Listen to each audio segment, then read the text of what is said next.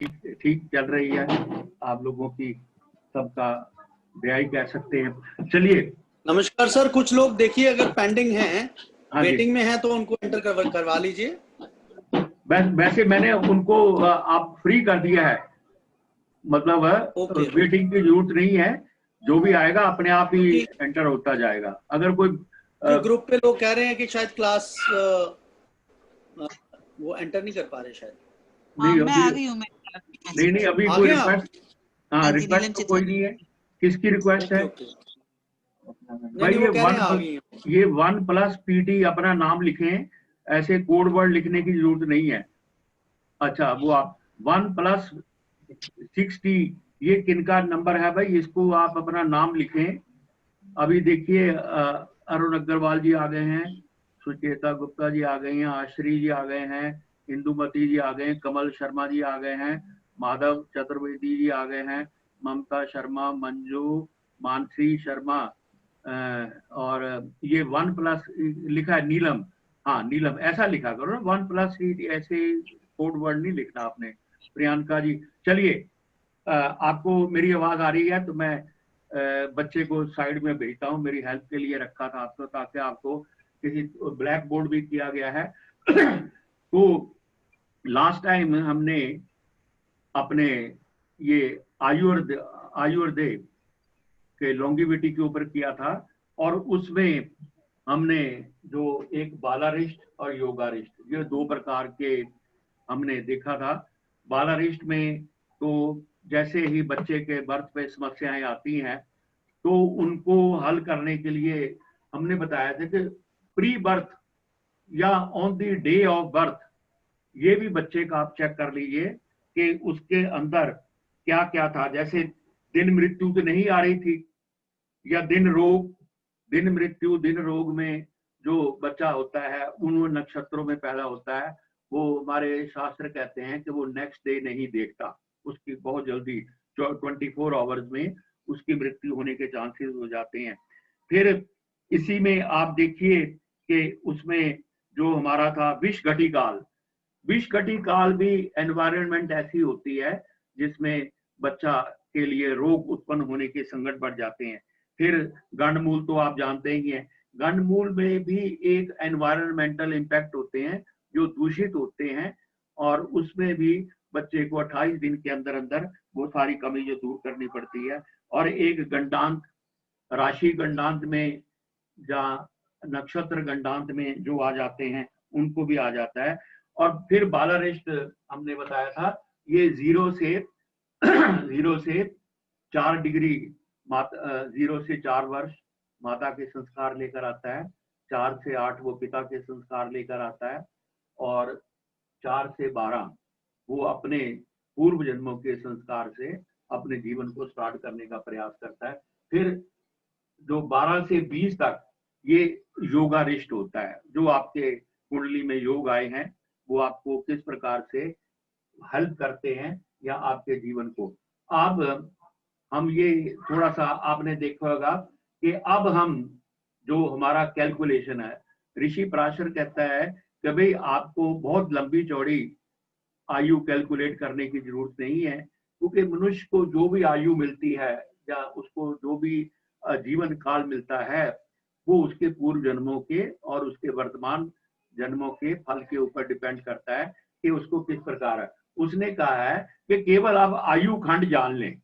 आयु खंड का मतलब क्या है कि उसकी कुंडली क्या अल्प आयु में आ रही है, या मध्य आयु में आ रही है, या पूर्ण आयु में आ रही है। और देखेंगे कि ऋषि पराशर ने भी जातक की जो एज है 120 वर्ष मानकर उसको उन्होंने उतनी ही उसको जो अपनी दशा काल जो है उसको उसने दिया है कि भी इतने इतने साल की इसकी दशाएं होंगी। तो अब वो कहता है कि आप आयु खंड आप इसका कैसे नापेंगे, तो उसमें उन्होंने बताया palm method, PAM, palm method. P का मतलब पूर्ण आयु, A का मतलब अल्प आयु, और M का मतलब मध्य आयु। ये आपको आयु खंड कैसे मिलेंगे?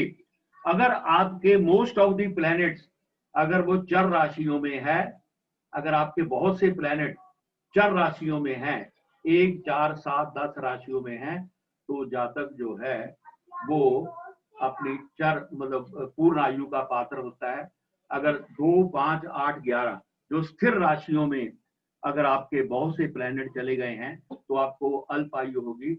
और अगर 3, 6, 9, 12 राशियों में आपके ज्यादा ग्रह चले जाते हैं तो वो आपको मध्य आयु, जैसे हमारी अल्प आयु है, इसको उन्होंने कहा कि जैसे 100 का है हमारी, और अगर उसको 3 भागों में बांटना है तो 33 वर्ष की है, तो अल्प आयु हमारी उसमें 12 रिश्त भी इंक्लूडेड है, योगा रिश्त भी इंक्लूडेड है और अल्प आयु भी रिश्त है। तो ये लगभग 33 वर्ष तक चलती है, 33 वर्ष तक करते हैं।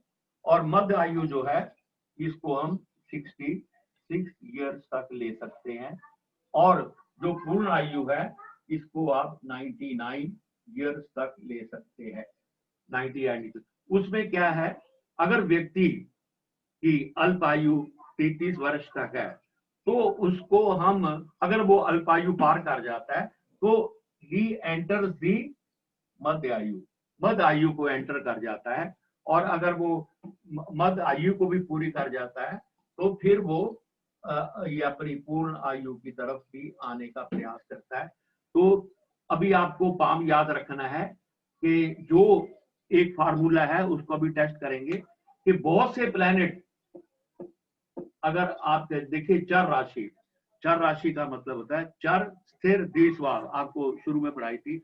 जैसे चर का मतलब है कि जैसे डॉक्टर भी कहता है भाई चलते फिरते रहो अच्छी उम्र पाओगे, और जो ग्रह चर राशियों में चले जाते हैं तो उनके अंदर वाइटैलिटी आती है, हमारे अंदर कार्य करने की शक्ति आती है। और जो स्थिर पड़े रहे हैं, बेड पे पड़े हुए हैं, स्थिर हो गए हैं, मतलब हॉस्पिटल में पड़े हुए हैं, तो क्या हो गया, अल्प आयु। और जो द्विस्वाब है, कभी चल दिए, कभी बैठ दिए, कभी उठ लिए, कभी भागने चले गए, कभी कुछ, तो उनको मध्य आयु आ जाती है। तो इसका एक फार्मूला है, उसको मैं 2 एग्जांपल्स के साथ आपको करूंगा। उस एग्जांपल में एक आता है होरा लगन। पहले हम, बाकी चीजें तो आसान है, बाकी एक होरा लगन आप एक लिखिए, होरा लगन की कैलकुलेशन आप कैसे करेंगे। बाकी सब चीजें हमारे पास हैं, परंतु अब मैं इसको मिटा रहा हूं। अब हम होरा लगन की कैलकुलेशन करेंगे, वो हमारी इसमें से आएगी कि भी होरा लगन जो भी कुंडली हम कर रहे हैं उसमें आप होरा लगन की कैलकुलेशन आप कैसे करेंगे, वो मैं आपको एक आपके सामने करके दिखाता हूं कि भी होरा लगन जो भी हमारी आयु को, एक तो हमारा क्या हो गया, जन्म लगन, चंद्र लगन, सूर्य लगन, और एक इसमें वो कहता है कि होरा लगन मतलब है कि उस समय दिन का लगन कौन सा चल रहा था। आपने पढ़ा होगा ना शुरू में कि हमारे दिन में 8 होराएं होती हैं, पहले सूर्य की, चंद्र मंगल की होरा। तो अब हम जो इसमें करने जा रहे हैं वो है होरा लगन की गणना। और जो हम कुंडली करने जा रहे हैं वो है 6, 3 और ये है 1949, ये कुंडली करने जा रहे हैं। और उसका जो समय है ये 01:05 आवर्स, और ये दिल्ली की है। इसकी आप होरा, अब एक नया बनाइए, होरा लगन गणना कैसे करेंगे। सर ये 01 क्या लिखा है, 01 कैन यू? ये रात का है, मिडनाइट का है, मतलब अच्छा 01:05 मतलब 1:05 मध्य रात्रि का है। अब हम होरा लगन की गणना करेंगे इसी की। देखिए एएम है, पीएम लिखा है आपने? एएम होगा ना सर, एएम। अरे भाई आवर्स लिख दिया, ये देखिए रेलवे टाइम लिखा जाता है, रेलवे टाइम ऐसे ही लिखते हैं। ठीक है, एएम लिख दिया मैंने, एएम लिख दिया, आवर्स लिखा है, आवर्स कोई मतलब बात, वही होता है। कोई बात नहीं, कोई बात नहीं। अब आप देखिए, क्योंकि हमारा मध्य रात्रि का जन्म है, तो हमारे नियमों के अनुसार हम 24 घंटे उसके अंदर जोड़ेंगे। जैसे अब हम गणना कर रहे हैं, ये 01, 05 और 00, ये हो गए टाइम ऑफ बर्थ। क्या है? Hours, hours, minutes and second.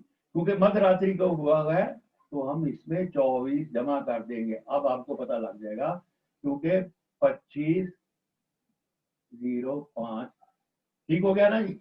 क्योंकि हम लोग, आपने देखा होगा ना, 25, 26, 27, क्योंकि मध्य रात्रि के बाद का जन्म है।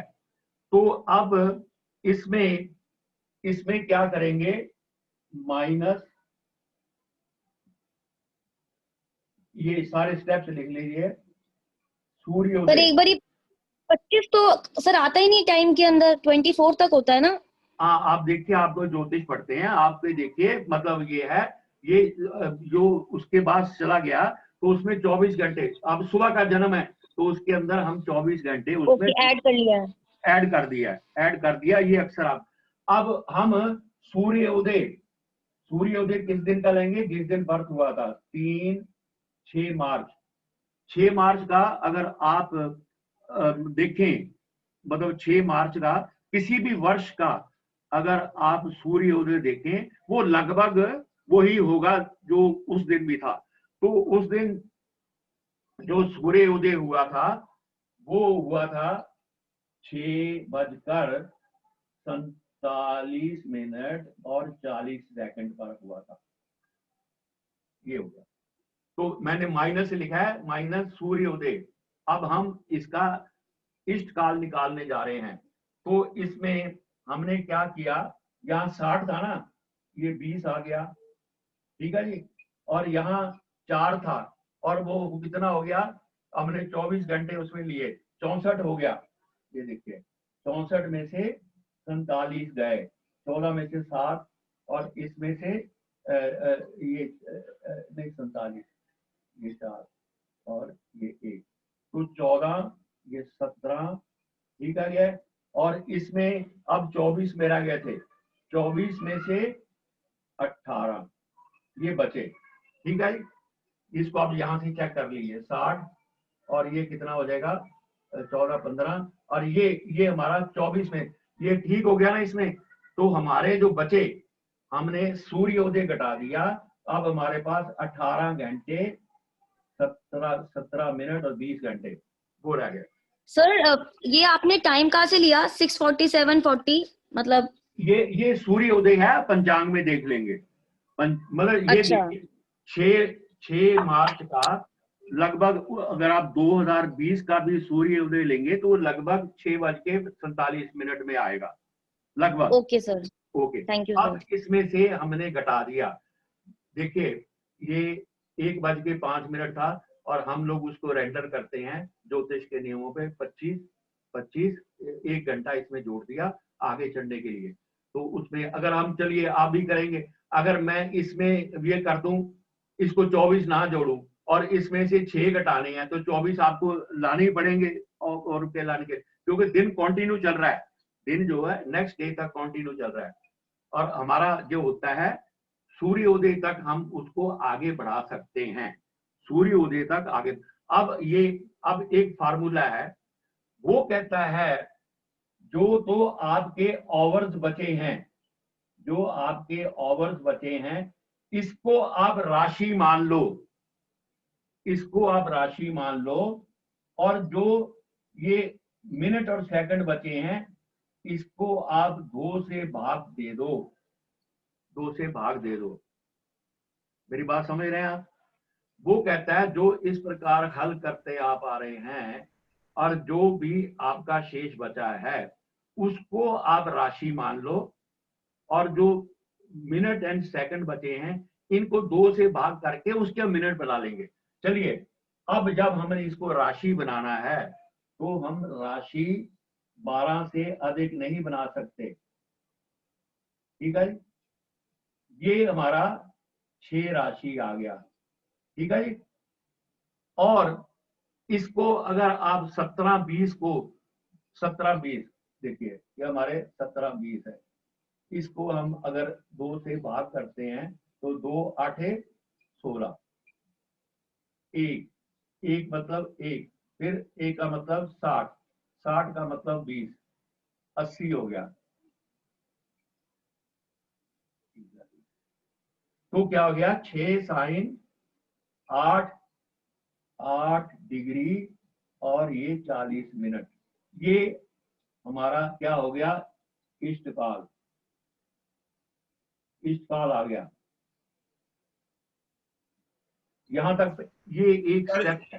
ये सर ये कैसे करा, 17-20 को क्या मल्टीप्लाई कैसे करा सर? मल्टीप्लाई नहीं, नीचे लिखते हैं तो भाग होता है। 17 देखिए, 17-20 को 8 8 दूनी 16, एक बचा, एक का मतलब 60 और 20 उसमें जोड़ दिया 80, तो 40 दूना 80, तो 8-20 आ गया, ठीक है।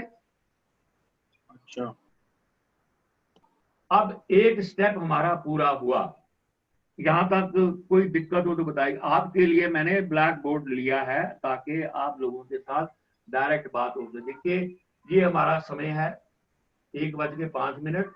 अभी सूर्योदय के बीच में, क्योंकि दिन कंटिन्यू कर रहा है, दिन कंटिन्यू कर रहा है, और इसके अंदर हमने क्या किया, जिस दिन का जन्म है 6 मार्च का, सूर्योदय तो घटा दिया, जो हमारा शेष बचा है उसमें वो कहता है जो तो आपके आवर्स, इसलिए मैंने लिखा आवर्स मिनट सेकंड, वो कहता है जो आपके आवर्स बचे हैं उसको आप राशि मान लीजिए, और जो आपके मिनट एंड सेकंड बचे हैं उसको आप 2 से भाग करके उसकी आप डिग्री और मिनट्स बना लीजिए। यहाँ पर क्योंकि 18 था, हमारी राशियां 12 से आगे नहीं जा सकती, तो हमने 12 राशि घटा दी, तो हमारा क्या बची 6, 6 साइन 8 डिग्री 20 मिनट, मतलब क्या हो गया, इष्ट काल क्या हो गया, तुला राशि में 8 डिग्री 40 मिनट, 8 डिग्री 40 मिनट। तो ये अब एक उसने फार्मूला कहा है कि जो भी आप कर रहे हैं इसको आप लिख लीजिए, जो भी इसको, जो आपका इष्ट काल आ गया है, और अगर आपका लगना, आपकी कुंडली का लगन सम राशि है तो उसमें इसको जोड़ दो, और अगर आपका लगन विषम राशि है तो सूर्य के आप रेखांश में उसको जोड़ दो। सर एक बार दोबारा बताना, ये तो जो भी आपका इष्ट काल आ गया है, जो आपका इष्ट काल आ गया है, हाँ जी, तो जिस कुंडली की आप बात कर रहे हैं, अगर उस कुंडली का लगन सम है तो उसमें इसको जोड़ दो, और अगर जो कुंडली आप बना रहे हैं उसका विषम है तो सूर्य के, तो अब हम कुंडली करने जा रहे हैं, मैं आपको कुंडली दिखाऊंगा कि जो हम कुंडली करने जा रहे हैं उसका जो लगन है वो है क्या है, सम है, तो उसमें हम इसको जोड़ेंगे, जो लगन हम करने जा रहे हैं। जो इष्ट काल निकाला है उसको हम लगन में जोड़ देंगे। हाँ, उसको लगन के रेखांश में जोड़ देंगे। अब क्योंकि हमारा जो कुंडली है 8 नंबर लगन बन रहा है सर, 8 नंबर। हाँ 8 नंबर, बिल्कुल ठीक है, 8 नंबर, ये देखिए। अब इसको हम क्या जोड़ेंगे, क्योंकि हमारा 8 नंबर ठीक बता दिया, तो अब हम लगन का जो रेखांश है, तो कितना 8 नंबर बताया ना आपने, मतलब कितना हो गया, 7 साइन 19 डिग्री और 31 मिनट है, 19 डिग्री और 31 मिनट है, ठीक है जी। अब हम इसको जोड़ देंगे, प्लस किया, लगन की जो डिग्री थी उसको इष्ट काल में जोड़ दिया, और सर लेकिन ये लगन सर, ये कैसे पता चला कि 8 साइन है? वो अभी मैं आपको कैलकुलेट करके बता देता हूँ, जिसने मैडम ने बताया था वो ये अभी मैं आपको बताता हूँ, ये लगन, जो लगन की डिग्री है, आप हमारा वृश्चिक लगन आया है और उसकी 19 कैलकुलेट किया हुआ है, 19 डिग्री 31 मिनट है। चलिए अब ये इसको हम क्या करेंगे, इसको हम अब क्या लगन के हिसाब से जोड़ना है या ये जो इष्ट काल आया इसके हिसाब से जोड़ना है? हाँ, इष्ट काल में जो लगन का रेखांश है, जो लगन के अंश है, उनको जोड़ दो। अच्छा अगर इष्ट काल अगर वहां पे 7 साइन होगा तो घटा दें? हाँ, अभी वो करते हैं, उसको भी करते हैं। चलिए, और ये अब कितना आ गया, ये 71 हो गया ना, 30 और 60 चला गया 11, ठीक है। एक हासिल और 9 और 9 28 डिग्री और 7 और 6 13 माइनस 12 ये 12, तो हमारा एक साइन शुद्ध बन गया, एक साइन 28 डिग्री और 11 मिनट, ठीक है। ये दिखाई दे रहा है आपको सबको? हाँ जी। ये देखिए, ये अब क्योंकि हमारा लगन जो वो कहता है, जो अब ये हमारा क्या बन गया, इसको हम कहेंगे, सर नीचे का नहीं दिख रहा है कोई बात नहीं सर, ये विजिबल नहीं है नीचे वाला, अभी जो लिख रहे हैं वो विजिबल नहीं है, दिख नहीं रहा वो। अच्छा ओके, बस लास्ट जो दिख रहा है 12 दिख रहा है। 13 में से 12 घटा दीजिए तो 28 डिग्री 11 मिनट वो दिख रहा है। आप वो थोड़ी अंडरस्टूड pinch है, कीजिए। लेकिन नेक्स्ट pinch नीचे वाली लाइन कीजिए जो है, नीचे screen। कुछ भी लिखेंगे वो दिखेगा नहीं दिखाई दे रही है सर की स्क्रीन, आप पिंच कीजिए थोड़ा ना, सर का 13 28 11 तक दिखाई दे। हाँ 28 11 वो इतना तो आप समझते हैं। जो सर ये इसके नीचे मैं छोटा करके लिखता हूँ, चलिए छोटा करके। अरे नहीं दिख रहा भाई, हमारी स्क्रीन पे नहीं दिख रहा ना। कोई बात नहीं, कोई बात। ये देखिए 30 और 31 कितने होते हैं, 71, 60 उसमें से चले गए तो 11 आ गए, ठीक है जी। एक हासिल बचा, 9 और 19 कितने हो गए, 28, ठीक 28, और 7 और 6 13 और हमारी 12 राशियां होती हैं, तो 12 में से घटा देंगे तो ये इतना आ जाए ना, तो कितना आ गया, 1 साइन, ये कुछ नहीं है, 1 साइन 28 डिग्री और 11 मिनट, ये 28 डिग्री और 11 मिनट, इसको हम कहेंगे शुद्ध इष्टकाल, शुद्ध इष्टकाल, ठीक है। बोलिए, अरे भाई बोलते रहा करो। यस सर सर जी सर। मतलब अब आप समझ गए हैं, अब मतलब क्या है, और इसको हम क्या कहेंगे, शुद्ध इष्टकाल। और ये हमारी होरा, लिखिए होरा लगन राशि, 2 नंबर जो है ये हमारी होरा लगन राशि बन गई। क्या बन गई सर? नीचे का दिख नहीं रहा कुछ भी। तो मैं बता रहा हूं ना, 1 साइन होरा, लिखिए होरा लगन राशि, होरा, मैं यहां लिखता हूं, होरा लगन राशि, देखिए ये देखिए 1 साइन 28 डिग्री 11 मिनट, ये क्या हो गई हमारी, ये शुद्ध इष्टकाल, इसको शुद्ध इष्टकाल भी कह सकते हैं, या होरा लगन राशि, मतलब क्या हो गई, मतलब क्या हो गया, वृष राशि 28 डिग्री और ये 11 मिनट, ठीक है। ये हमारी होरा लगन राशि होगी। अब मैं आगे बढ़ूं? हाँ जी सर। अब आगे बढ़ूं, बोलिए। हाँ जी सर समझ आ गया। अब आप देखिए इसमें सर लगना का बता दीजिए, आपने लगना कहाँ से लिया? लगना कैलकुलेट होता है, मैं अभी आपको बताता हूँ। लगना जो है अभी बताता हूँ, ये इसी अब मैं बता रहा हूँ, अब कोई बात नहीं, एक मिनट। ये लगना तो भाई कैलकुलेट होता है ना। यशपाल जी, जैसे हमने वहाँ मैथमेटिकल में लगन कैलकुलेट करा वैसे ही होगा यहाँ पे। ये तो सर को पता है इसलिए लिख दिया यहाँ पे। अब वो देखिए, वो अब मैं एग्जांपल करा रहा हूँ क्योंकि इसमें लगन, आपको लगन जो है वो कैलकुलेट करना नहीं है, मैं आपको 1 मिनट में सिखाता हूँ। आप तो लगन तो अब जब कुंडली बनाते हैं तो उसका लगन तो हम निकालते ही है ना। तो मतलब ये है, अभी आपको नहीं, जब मैं कराऊंगा तो आपको जादू भी सिखाऊंगा कि लगन 1 मिनट में आप कैसे निकाल देते हैं। अच्छा, अब ये कुंडली है, ये कुंडली तो आप देख रहे हैं ना जी, ये कुंडली भी दिखाई नहीं दे रही। चलिए, ये आपका चार्ट बन जाएगा।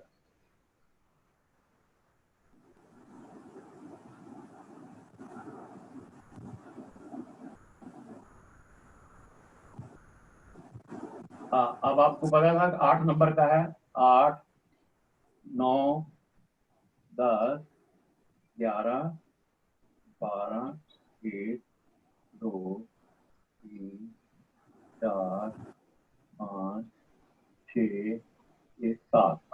ठीक है जी। अच्छा, लगन में कुछ नहीं है। 10 में यहाँ बुध और यहाँ बृहस्पति है, ये देख लीजिए। और 11 में सूर्य, मंगल और शुक्र है। और यहाँ चंद्रमा और ये राहु, चंद्रमा और राहु है। और यहाँ चले गए केतु,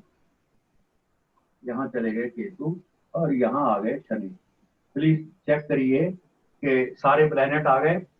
1, 2, 3, जी सर, जी आ गए। 6, 7, 8 और 9। अब हमने इसको फिल करना है। अब हम इसमें ये देखिए, यहां लिखेंगे P, और यहां क्या लिखेंगे A, और यहां क्या लिखेंगे M। P का मतलब, अब आप अपने ऊपर लिखिए, पूर्ण आयु क्या है, पूर्ण आयु। और यहां क्या लिखेंगे, अल्प आयु। और यहां क्या लिखेंगे, मध्य आयु। अच्छा जी, पूर्ण आयु आपको कब मिलेगी, जब 4 राशियां यहां आएंगी। और यहाँ का अल्प आयु कब मिलेगी, स्थिर। और यहाँ क्या आएगा, द्विसुवाद।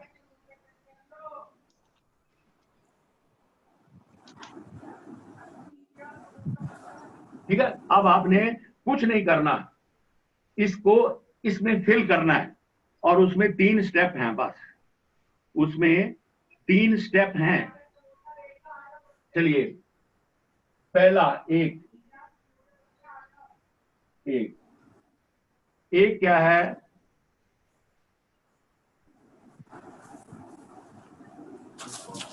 यहां तक आप समझ रहे हैं? हाँ जी सर, हाँ जी। एक चर है, चर, स्थिर और द्विसुवाद। देखिए, स्टोरी देख लो, मैं खुद खाई तो बैठा। ये देखिए प्लीज, यहां पर क्या लिखना है, नहीं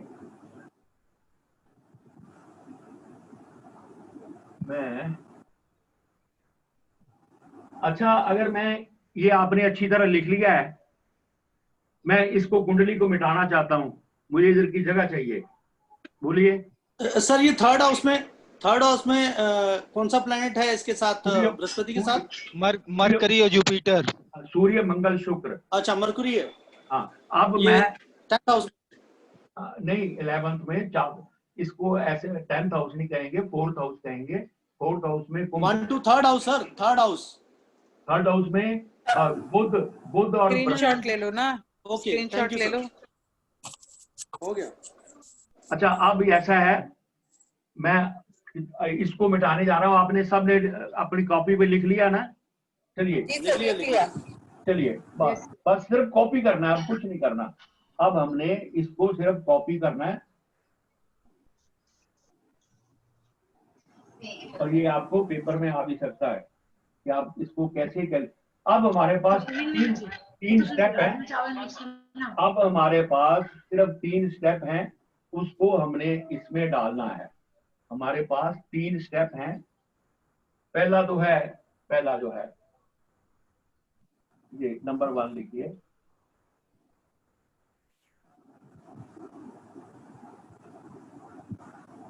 यहां लिखिए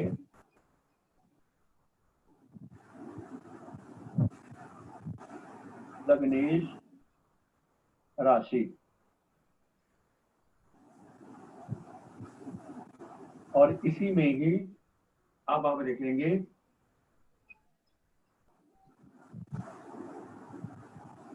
अष्टमेश राशि। चलिए अब आप मुझे ये बताइए,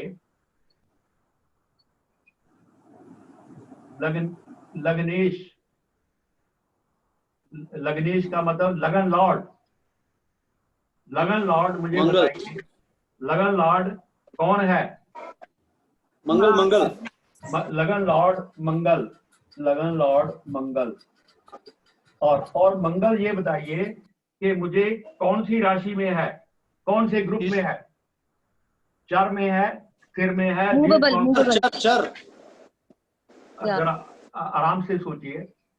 इस कुंडली स्थिर में में सर, स्थिर स्थिर में सॉरी या सेंटर में, ठीक है ना? हाँ ऐसे बोलिए। और जो अष्टमेश कौन है? 8th लॉर्ड कौन है? मरकरी। बुध मरकरी सर। 8th लॉर्ड बुध है सर, क्योंकि 8th लॉर्ड ही देखिए। एक तो जब हम शुरू से बोलते हैं लगन लॉर्ड हमारी सब चीजों को डिटरमिन करता है, और 8th लॉर्ड जो है ये हमारी आयु को डिटरमिन करता है। तो 8th लॉर्ड कहाँ है? 8th लॉर्ड कहाँ है? चर में है सर, चर तो देखिए, हाँ चर में, सॉरी चर। अब वो चर और स्थिर का मिला के ये हम इसको क्या करेंगे, हमारी जो आयु है ये मध्य आयु आएगी। मैं आपको इसका फॉर्मूला भी बताऊंगा। और मतलब चर और स्थिर दोनों मिल जाएंगी तो उसका नेट रिजल्ट क्या होगा? उस व्यक्ति को मध्य आयु मिल जाएगी, मध्य आयु। चलिए अब इसमें एक सेकंड ग्रुप है कि शनि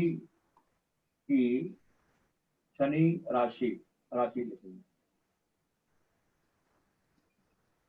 शनि राशि और फिर लिखेंगे चंद्रमा राशि।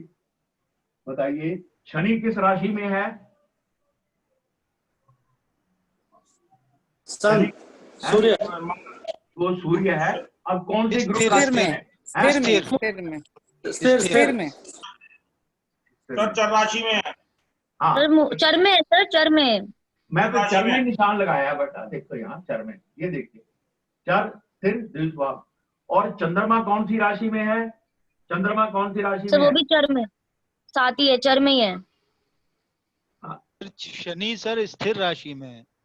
शनि स्थिर जी, क्या बात कर रहे हैं? शनि स्थिर में है। अरे शनि स्थिर में है। शनि पास में है यार, ऐसे ना बोलो। देखिए शनि राशि, शनि कौन सी राशि में है? सिंह राशि में है। सिंह राशि में स्थिर है सर, स्थिर है। और चंद्रमा कौन सी राशि में है? 1 नंबर में चर राशि में। चर में। तो ये दोनों को मिलके फिर वो क्या क्या हमें कह सकता है, मध्य आयु राशि, मध्य आयु दे रहा है, मतलब चर और स्थिर मध्य आयु दे रहा है। ठीक है जी। अब एक और रह गया, एक और है,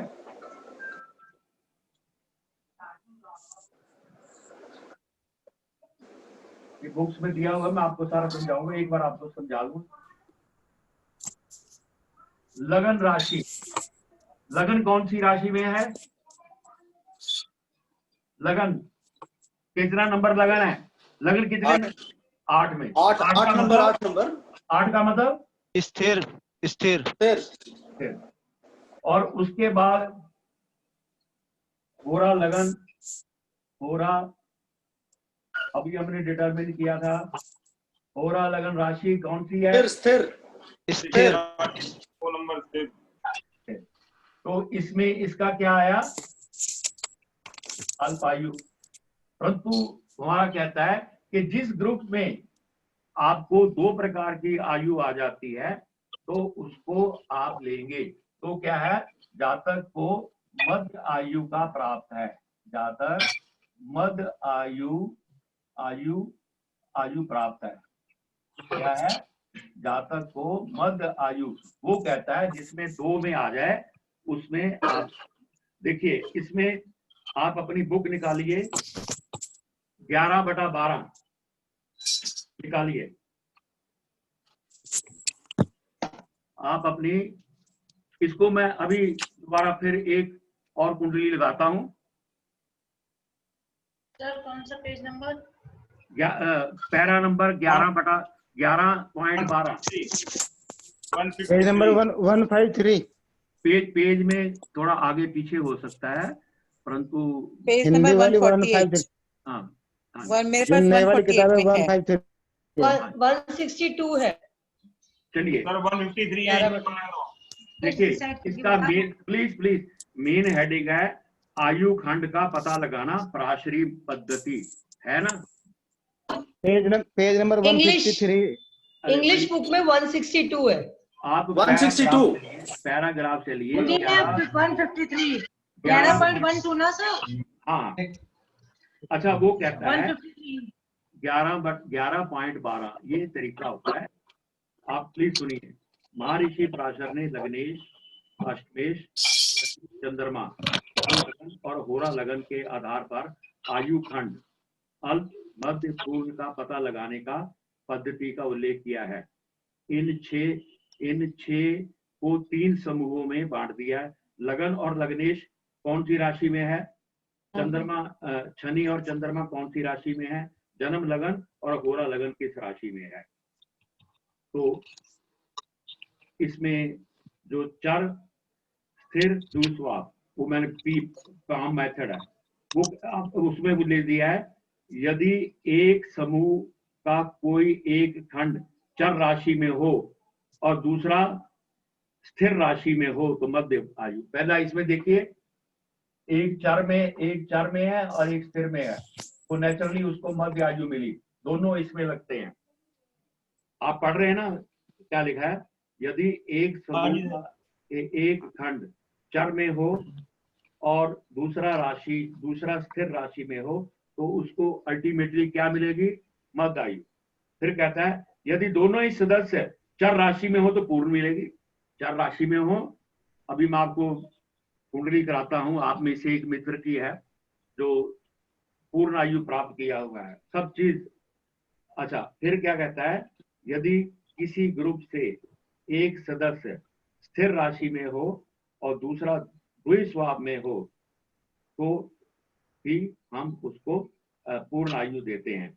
यदि दोनों स्थिर राशि में हो, दोनों स्थिर राशि में हो, जैसे दोनों स्थिर राशि में हो तो अल्प आयु का पात्र होता है, और दोनों ही द्विस्वाप में हो तो मध्य रात्रि का प्राप्त होता है। तो ये आपको एक गणना करके दिखाई है और इसलिए आप देखेंगे, परंतु उसमें भी कहता है ऐसे नहीं है।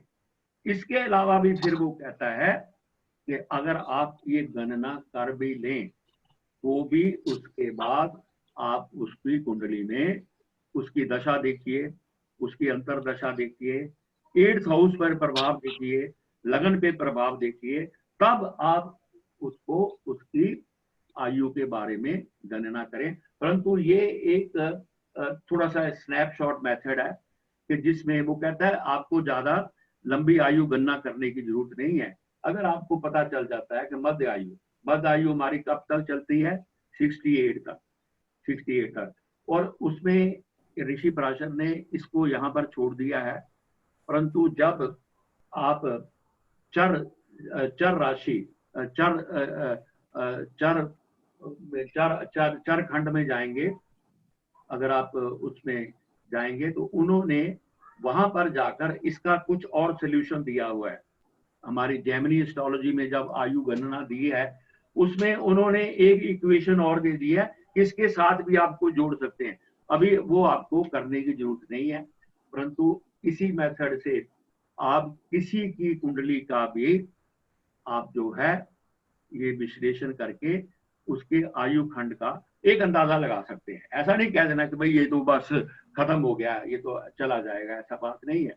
उसके बाद आजकल मेडिकल ट्रीटमेंट है, उसका दशा अंतरदशा की चल रही है, अष्टम भाव पे क्या प्रभाव चल रहे हैं, अष्टम भाव, तो उनके करने के बाद तब आपने उनको फाइनल वर्डिक्ट देना है कि भाई ये जातक इतनी आयु का आ सकता है, इतनी आयु का इसमें से आ सकता है। बस सर होरा लगन निकालने के बाद ही होगा ना कैलकुलेशन? हाँ, बस होरा लगन, बाकी तो सारा डाटा आपके पास अवेलेबल है, बाकी सारा डाटा आपके पास अवेलेबल है। और अगर आप होरा लगन निकाल लेते हैं, 2-4 मिनट लगते हैं, अगर आप होरा लगन निकाल लेते हैं तब आप देखेंगे तो उसको केवल आप इसको फिल करना, पेपर में आ जाएगा, तो उसको आप बताना है शनि कौन सी राशि में है, चर स्थिर, और पाम मेथड, पूर्णायु, P फॉर पूर्णायु, A फॉर अल्पायु, M फॉर मध्यायु, और इसमें क्या है, चार राशियां,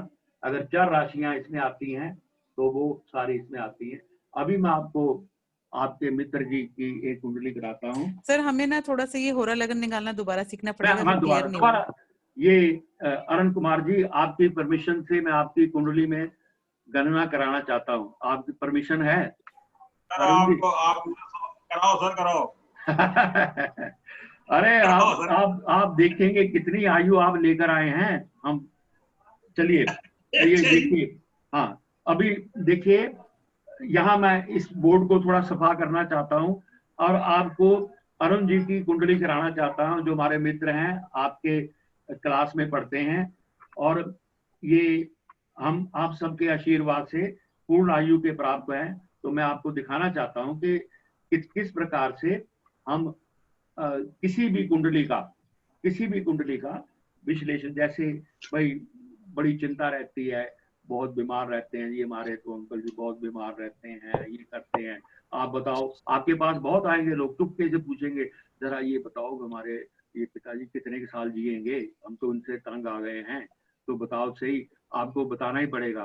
तो इसलिए लोग चुपके से पूछने आते हैं, हम तो उनसे तंग आ गए हैं, हमें ये तो बताओ कितना जिएंगे। तो इस प्रकार से आपके पास क्वेरी आती है। तो अब मैं अरुण जी होशियार हो जाओ। हाँ नहीं देखिए हमारे लिए तो सभी जो हैं पूर्ण आयु के पात्र हैं। तो अब मैं नेक्स्ट पे जा रहा हूं, और नेक्स्ट में सबसे पहले हम क्या करेंगे, हम होरा लगन की गणना करेंगे। क्या करेंगे? होरा लगन की गणना करेंगे। और मैं उसके लिए आपको पूरी डिटेल देता हूं, और मैं अब इसको मिटाने जा रहा हूं। आप अपना माइंड में कर लीजिए कि हम पाम मेथड से करने जा रहे हैं। पाम फॉर पूर्ण आयु, ए फॉर अल्प आयु, एम फॉर मध्य आयु। मैं इसको मिटाने जा रहा हूं, आप लोग थोड़ा फ्रेश हो जाइए, माइंड को फ्रेश करिए।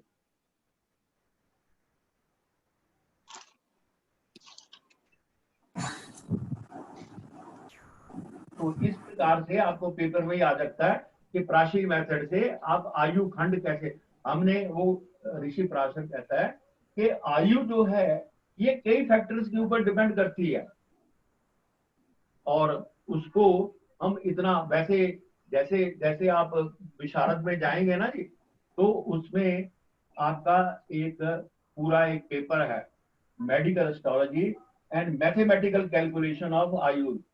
वहां पर हम आपको 3 प्रकार की आयु कैलकुलेट करने का साधन बताएंगे, मैथमेटिकल कैलकुलेशन अष्टक वर्ग में भी आती है।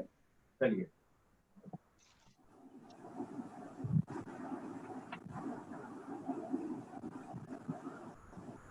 ये अभी आप जो कुंडली हम करने जा रहे हैं उसका आप डेट ऑफ बर्थ लिखिए।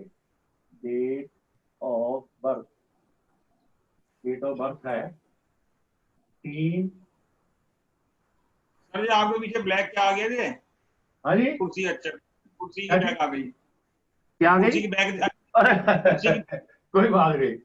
3/12/1962, 3/12/1962 और समय है सुबह 5:36 और 30 सेकंड जैसे मेरे को दिया था, और दिल्ली का बर्थ है 3/12/62, 5 और ये एएम आ गया, एएम आ गया। चलिए, एएम सुबह अर्ली मॉर्निंग ब्रह्म मुहूर्त, बहुत भाग्यशाली है, ब्रह्म मुहूर्त है। और 3/12/62, 5:36:30 दिल्ली। तो इसका आपने सबसे पहले क्या निकालना है, बोलिए उसका है, कोरा लगन गणना। इसको आप लिखेंगे कोरा लगन गणना।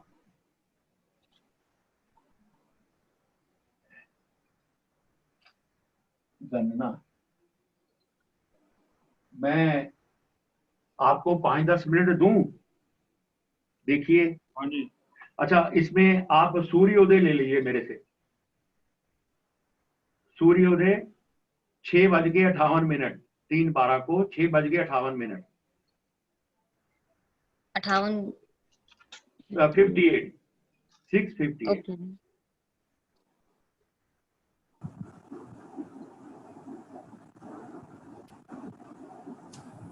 करिए, कोशिश करिए। इसमें 24 तो ऐड नहीं करना होगा, ये करना होगा।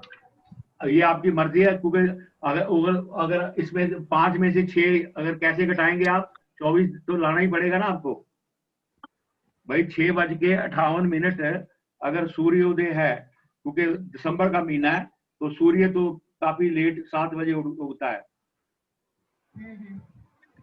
तो 5 में से सर सूर्योदय का टाइम बताइए, सर सूर्योदय का टाइम बताइए। 6:58, 6:58। जी सर। सर्दी है ना, देखिए। हाँ जी जी। तो 6-7 बजे सूर्योदय होता है। और आप पंचांग तो होता है, देखिए जो 1962 में सूर्योदय होगा ना, तो 2020 में भी 3/12 को इतने लगभग इतने बजे ही होता है। सूर्य की क्योंकि मूवमेंट बिल्कुल मैयड होती है।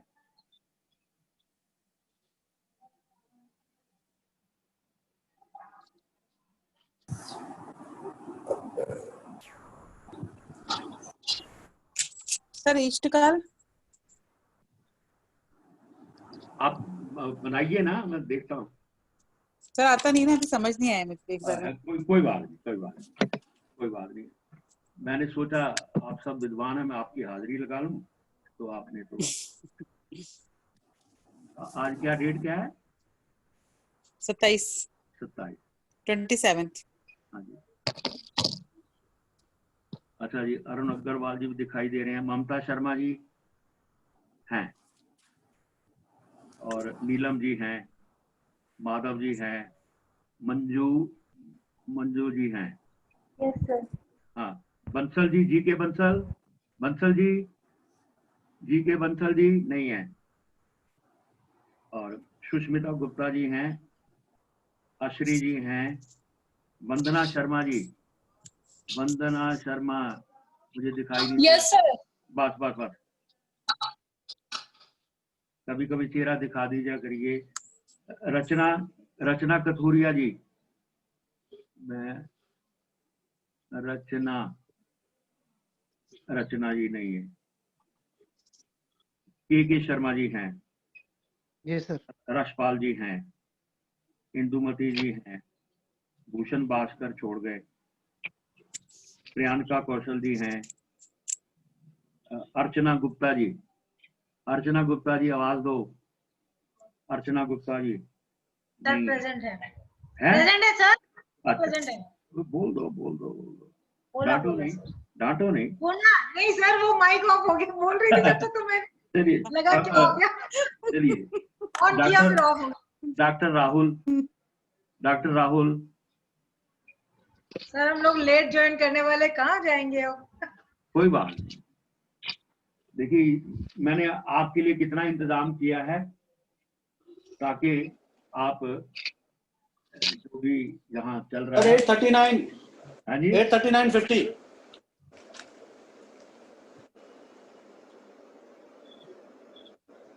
हाँ अब बोलिए। ईस्ट काल जो निकला है। हाँ जी सर लग्न आप बता दें इसमें। सर लगन हाँ, बताना पड़ेगा। गाना इसमें देखिए नहीं इसमें आपने क्या निकाला है ईस्ट काल? इसका सर, मेरा मेरा- 10 38 30। है जी 10 38 30। 839.15। गलत है। सर मेरा निकला है कुंभ हाँ 19-15। बिल्कुल 19-15। बिल्कुल करेक्ट 19-15। बिल्कुल करेक्ट। क्या नाम आपका? माधव चतुर्वेदी। हाँ फाइन। मेरा भी यही निकला। हाँ ठीक है। इसमें लगन का क्या है सर? इसमें मेरी कहाँ गड़बड़ी हुई? लगन का चलिए मैं आपको करके दिखाता हूँ। प्लीज मैं आपको करके दिखाता हूँ। ये देखिए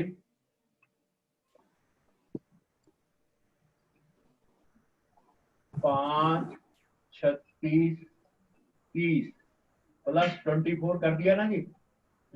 ये दुनिया 29 36 30 ये तो हो गया ना ये आपका। और Yes, sir. इसमें minus sunrise of the day ये हो जाएगा 658। 58 0।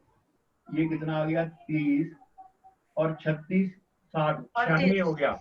96 में से 58 गए 38 है ना। और यहाँ कितना रह गया था? 28 और ये आ गया 22।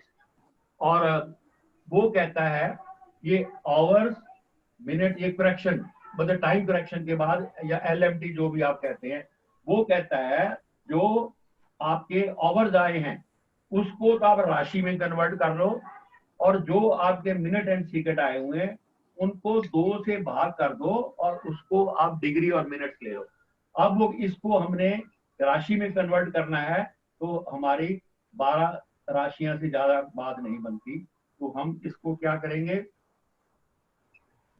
10 साइन और इसको 19 गुना 38 और 15 इसको कर दिया ये डिग्री और ये मिनट। बस क्यों जी यहां तक तो ठीक है।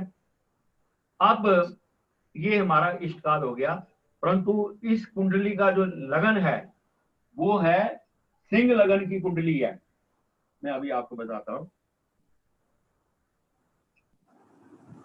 नहीं इस कुंडली का जो लगन है तुला लगन है। मैं भी आपको लगाता हूं। तुला लगन मतलब 7 का मतलब विषम का मतलब सिंह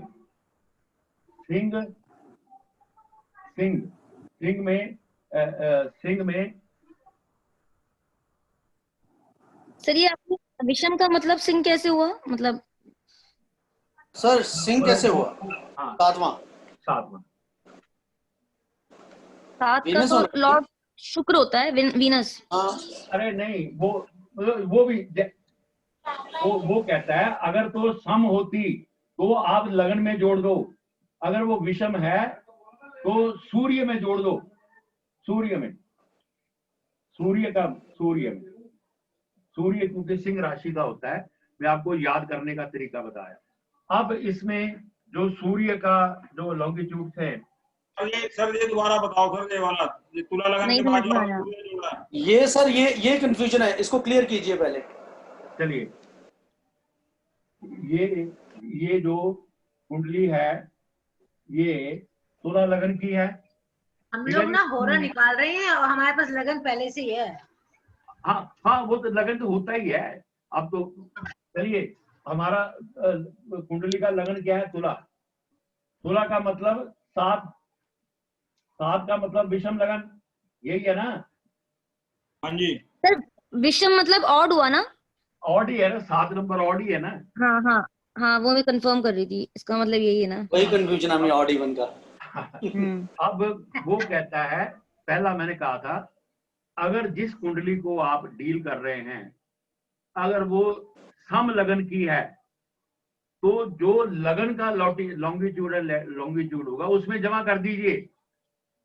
और अगर जिस कुंडली की आप बात कर रहे हैं अगर वो विषम लगन में है तो सूर्य के रेखांश में जमा कर दो इसको। अब इसमें सूर्य का रेखांश है, हाँ सूर्य का रेखांश है,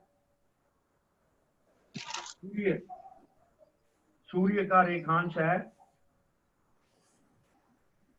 मैं यहां कर देता हूं, सूर्य का रेखांश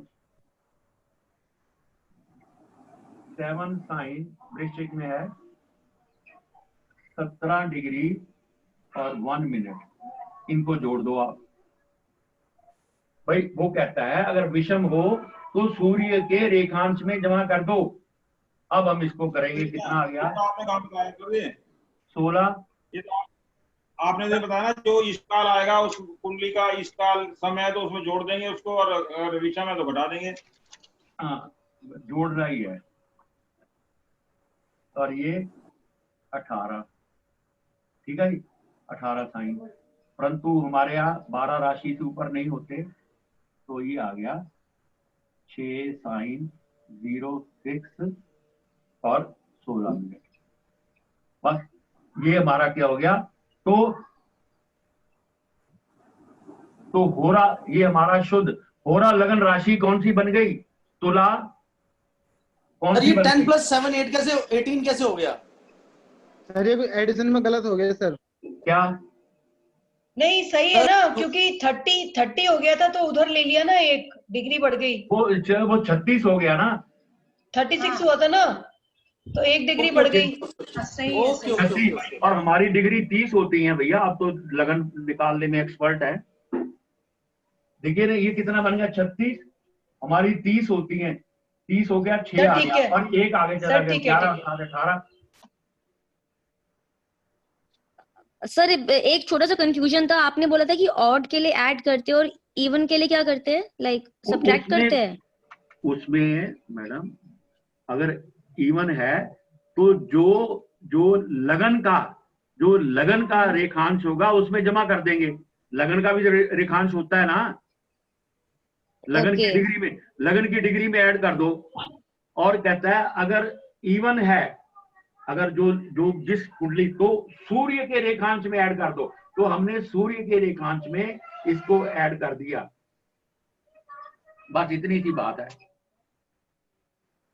बोलिए, मैं आगे। दोनों में ऐड ही करना है, दोनों में ऐड ही करना है, दोनों में ऐड करना है, दोनों में। चाहे वो अगर देखिए, अगर हमारी जिस कुंडली की बात कर रहे हैं वो हमारी इवन लगना की है, तो लगन के लॉन्गिट्यूड में ऐड कर दो। जो हमारा ये इष्टकाल आया, दिस इज अवर, ये जो है ये जो है हमारा इष्टकाल है। ये क्या है? इष्टकाल। और इसमें अब हमने सूर्य को इसको ऐड कर दिया, तो हमारा ये क्या बन गया? शुद्ध इष्टकाल, या हमारा होरा लगन। होरा लगन हमारा क्या बन गया? तुला में 6 डिग्री 16 मिनट। बस सर सूर्य कैसे ऐड किया, मुझे ये समझ नहीं आया लास्ट में। ये 7 कैसे ऐड किया? हाँ ये 7, ये मैडम अब ये सूर्य की रेखांश है, मैं आपको लिखा देता हूँ। ये जो कुंडली है, सूर्य कौन सी राशि में है, कितनी डिग्री पर, उसमें ऐड कर दो बस। बोलिए। ये मैथ सर ने निकालना सिखाया था ना, सबके रेखांश कैसे निकालते हैं। हाँ वो तो भाई सिखाया था सर। अरे भाई आप प्लेनेट, वो उसको लॉन्गिट्यूड, प्लेनेट सूर्य कौन सी डिग्री पर है, डिग्री है, मैं रेखांश कह रहा हूँ, आप डिग्री कह सकते हैं, इसी बात है। बोलिए। ठीक है सर, ठीक है। हाँ, ऐसा नहीं है, मैंने भी 20 साल लगन निकालना सिखाया पूरी क्लास को, ऐसी बात नहीं है। अब ये आप पूरा लगन निकालना सीख गए हैं। बोलिए। हाँ जी। नहीं, अभी आवाज नहीं आई। जी सर, आगे बताइए। जी सर, जी ठीक है जी। अब मैं सर अगर इसकी बजाय, अगर 7वें लगन की बजाय उसमें होती तो सूर्य के रेखांश को कर देते। नहीं, अब बहुत आवाज, फिर से बोलिए सर।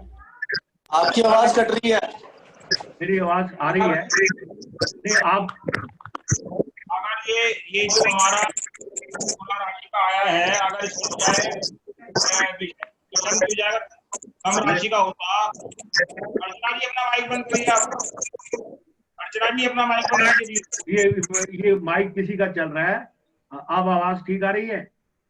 हाँ जी, मैं ये कह रहा हूँ जी, ये अगर हमारा लगन यहाँ विषम है, अगर ये सम होता तो हम जो सूर्य का रेखांश इसमें हमने जोड़ा है उसको माइनस कर देंगे। ना, उसको लगन में जोड़ देते भाई, फिर लगन में जोड़ देते हैं। हाँ। अच्छा, अब क्योंकि ये विषम है तो सूर्य के रेखांश में जोड़ दो बस। अच्छा ठीक है, सम है तो सूर्य के रेखांश में, विषम है तो लगन के रेखांश में। बस बस बस भाई, लगन की भी तो डिग्री होती है ना। ठीक है जी, ठीक है। अब मैं इसको मिटाने लगा हूं, बोलिए। चलिए। जी सर, साफ कर दीजिए। चलिए, अब हम इसका फाइनल रिजल्ट निकालने वाले हैं। अब मैं, पहले तो आप ना 7 नंबर की कुंडली बनाइए, 7 नंबर की कुंडली।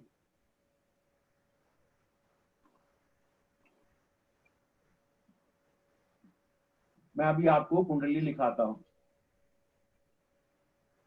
7 नंबर की कुंडली बनाइए, फिर उसका हम रिजल्ट निकालेंगे। चलिए, मैं आपको ना, ये देखिए सब चीज तैयार रखते हैं। चलिए, मेरा काम परफेक्ट रहता है। ये देखिए मैं कितनी बड़ी बना रहा हूं ताकि आप इसको आसानी से लिख लें। 7 नंबर की कुंडली तो बना ली ना आपने? देखिए, 7, 8, 9, 10, 11, 12, 1, 2, 3, 4, 5, 6। लगन में शुक्र है और सूर्य और ये बुध है सेकंड हाउस में। यहाँ पर है चतुर्थ में शनि, चंद्रमा और केतु। और जैसे केतु लेंगे यहाँ हम राहु लेते हैं सामने। और 11 में बृहस्पति, 11 में बृहस्पति और 10 में मंगल राहु। गिन लेंगे 1, 2, 3, 4, 5, 6, 7, 8। देखिए, इसको एज एन एस्ट्रोलॉजर आप कैसे पढ़ेंगे, मैं आपको बताता हूं। लगन तुला, लगन तुला, लगन तुला, और उसमें शुक्र द्वितीय भाव सर में। अभी कोई रह गया है, एक प्लेनेट रह गया है क्या? देखिए देखिए देखिए, 8 आ रहे हैं नहीं शायद सर, मुझे लग 9 हो गए। नहीं सर, सारे चंद्रमा, सब चंद्रमा आ गए। चंद्रमा भी 10, ये देखिए लिखा हुआ है। हाँ जी, 1, लिखा हुआ है। 2, 3, 4, 5, 6, 7, 8, 9। शनि चंद्रमा केतु चतुर्थ भाव में मकर राशि में। देखिए 9 पूरे हो गए। देखिए हाँ जी जी हो गए पूरे पूरे हो गए हैं सर। हो गए। अब इसको मैं मिटा रहा हूँ। हो गए मैं इसको मिटा रहा हूँ। अब इसका फाइनल रिजल्ट है। सर आप वो बता रहे थे रीड करना। हाँ जी, सर आप वो बता रहे थे ना इतना अच्छा, कैसे रीड करेंगे इसको? अब वो बीच में बात रहेगी, मैं करवाता हूँ। सर अब क्योंकि आप रिजल्ट पे ज्यादा जल्दी डिपेंड करना चाहते हैं, जल्दी रिजल्ट मिले, और अरुण जी को मिठाई खिलानी पड़े। देखिए सारा काम मुफ्त में हो रहा है। सर। आप खाने वाले बनिए, खिलाने वालों की कमी नहीं है यहाँ पे। चलिए पहला हमने क्या लिखा था। अब हम यहाँ पाम लिखेंगे, PAM पाम। और हम अपने के लिए यहाँ क्या लिखेंगे, पूर्णायु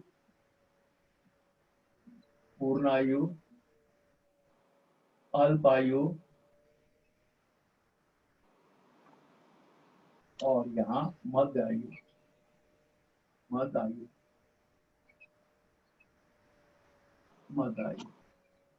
पूर्ण कब मिलेगी, चार राशियों से, और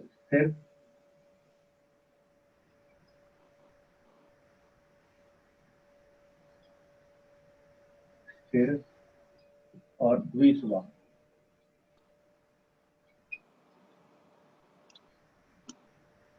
चार राशियां 1 4 7 10, 2 5 8 11, 3 6 9 12। चलिए जी, अब हम ये पहला स्टेप करेंगे। पहला स्टेप ये है,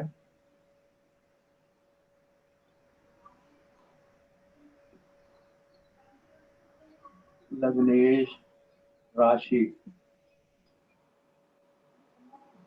दूसरा जो है अष्टमेश राशि।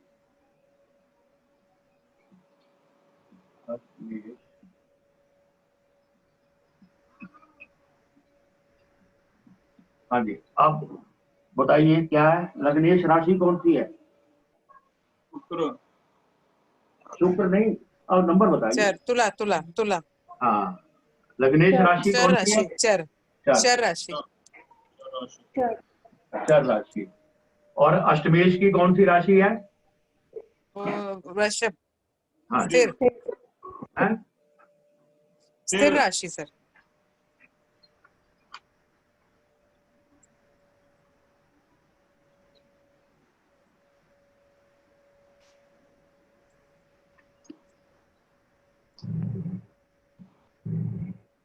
नहीं, अष्टमेश है कौन? अरे भाई, वृषभ है, वृषभ। स्थिर लग्न है, स्थिर। वृषभ। अरे नहीं, टॉरस है। हाँ सर, सेकंड है, मतलब वृषभ। 2 नंबर वृषभ। अष्टमेश शुक्र है, कौन सी राशि में चला गया है? कौन सी राशि में चला गया है? तुला में चर में चला गया है। तुला में गया है चर। तो फिर नहीं दोनों सर, हो ये गए ना चार फॉर्मूला में? ऐसे है क्या? हाँ सर, एक बार वापस बताइए। सर एक बार वापस बताइए ना कैसे। लग्नेश कौन है? लग्नेश शुक्र है और वो कौन सी स्थिर राशि में में है। है? वो कौन सी राशि में है? चर में। और अष्टमेश कौन है? वो स्थिर अष्टमेश है, लेकिन उसका लॉर्ड बैठा है चर में। हाँ, वो अष्टमेश, ऐसा बोलो ना, अष्टमेश शुक्र। लग्नेश भी शुक्र है और अष्टमेश भी शुक्र है, और दोनों ही लगन में चर राशि में बैठे हुए। तो इनको ये पहला स्टेप जो है, दोनों को चर का मिला, यही कहेंगे ना आप? चलिए जी सर। फिर हम कहेंगे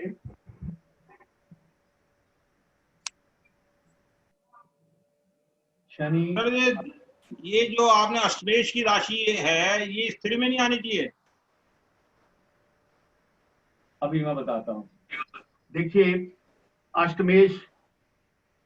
अष्टमेश कौन है? 8 था। अरे अष्टमेश कौन है? शुक्र। शुक्र भाई है। वो एक ही जगह बैठे हुए हैं, वो लग्नेश और अष्टमेश एक ही लग्नेश है आपका। मतलब लगन एक ही है। अष्टमेश कौन सी राशि में चला गया है ये देखना हमने। सर ये वाला स्टेप क्लियर नहीं था, अब हो गया क्लियर हाँ जी, कि उसके लॉर्ड को देखना है, ये हमें नहीं पता था ना। हाँ भाई, वो लॉर्ड को देखना है। उसका लॉर्ड एक ही जगह बैठा है। अष्टमेश का मतलब ही लॉर्ड हुआ ना, अष्टम का लॉर्ड। हाँ, अष्टमेश का मतलब 8th लॉर्ड। अष्टमेश का मतलब अष्टमेश भी हो सकता है, लॉर्ड भी, लॉर्ड का मतलब होता है वो कहाँ बैठा है। हाँ, वो अष्टमेश कहाँ चला गया। ठीक है। अब मुझे बताइए, स्टेप नहीं क्लियर था ना। आप क्लियर बताइए, मैं आगे चलूं। हाँ जी, चर में बैठा है और ये चर है दोनों, चलिए इन दोनों के लॉर्ड चर में है। चलिए आप बताइए, शनि कौन सी राशि में है? चर में है, मकर में है, किसमें है? चर में है, चर में। और चंद्रमा कहाँ है? वो भी वहीं बैठा है। चंद्रमा भी चर में है। चलिए अब 2 में हो गया ना चर, दो ग्रुप में चर हो गया। चलिए अब तीसरा जो है लग्न राशि। सर अब ये तो ऑलरेडी 2 आ गए, तो फिर तीसरा निकालने की जरूरत क्या है? बाल की बात है। तीसरा छोड़ दें, इनको बीच में छोड़ दें। नहीं सर करवाइए आप। नहीं सर नहीं, करवाइए, सर, कंप्लीट करवाइए। सर मैं पूछ रही हूँ ना सर को कंफ्यूज कर देंगे हम। हम लोग शॉर्टकट देख रहे हैं सर, थोड़ा ना शॉर्टकट देखेंगे। नहीं 2 के बाद क्या है? अच्छा जी, आप तो हो आश्रय गया। मींस के वो रिजल्टेंट तो वही आएगा अच्छा, जैसे लास्ट अब आप क्वेश्चन में आया देखिए, ना अभी। जन्म लगन राशि कौन से ग्रुप में है? चर में। सर चर में है। चर में। और होरा लगन राशि हमने कैलकुलेट की थी, कहाँ है? चर में। सात में तुला। तो ये होरा लगन राशि कौन सी निकली थी हमारी, हमें मेरे को तो पता है। तुला निकला था ना, तुला। तो अब ये देखिए, अब आप अरुण जी को बधाई दे दीजिए, लंबी उम्र है और पूर्ण आयु। बधाई नहीं सर, मिठाई देंगे ये हम सबको। पार्टी का अरेंजमेंट कर लो दिल्ली, सबको पार्टी देंगे दिल्ली। देख लीजिए अरुण जी, हमारी तो बधाइयाँ ले लो। अरुण जी, हमारी तो बधाइयाँ ले लो, हमें तो मिठाइयाँ खिला दो। मैं तो कह रहा हूँ आज हम आपसे 5 साल 6 साल जब भी मिलेंगे तब भी मिलेगा। अरुण जी सुनिए, अरुण जी अपनी जायदाद किसी के नाम मत लिखिएगा, क्योंकि आपकी उम्र बहुत बड़ी है। चलिए देखिए, ये मुद्दे की बात है। देखिए, अब हमने तो प्लैनेटरी पोजीशन अपने आप नहीं बनाई, वो तो कंप्यूटर से बनी हुई थी, परंतु अपना अपना भाग्य है, अपने पूर्व जन्मों के कर्म है, इस जन्म का प्रारब्ध है।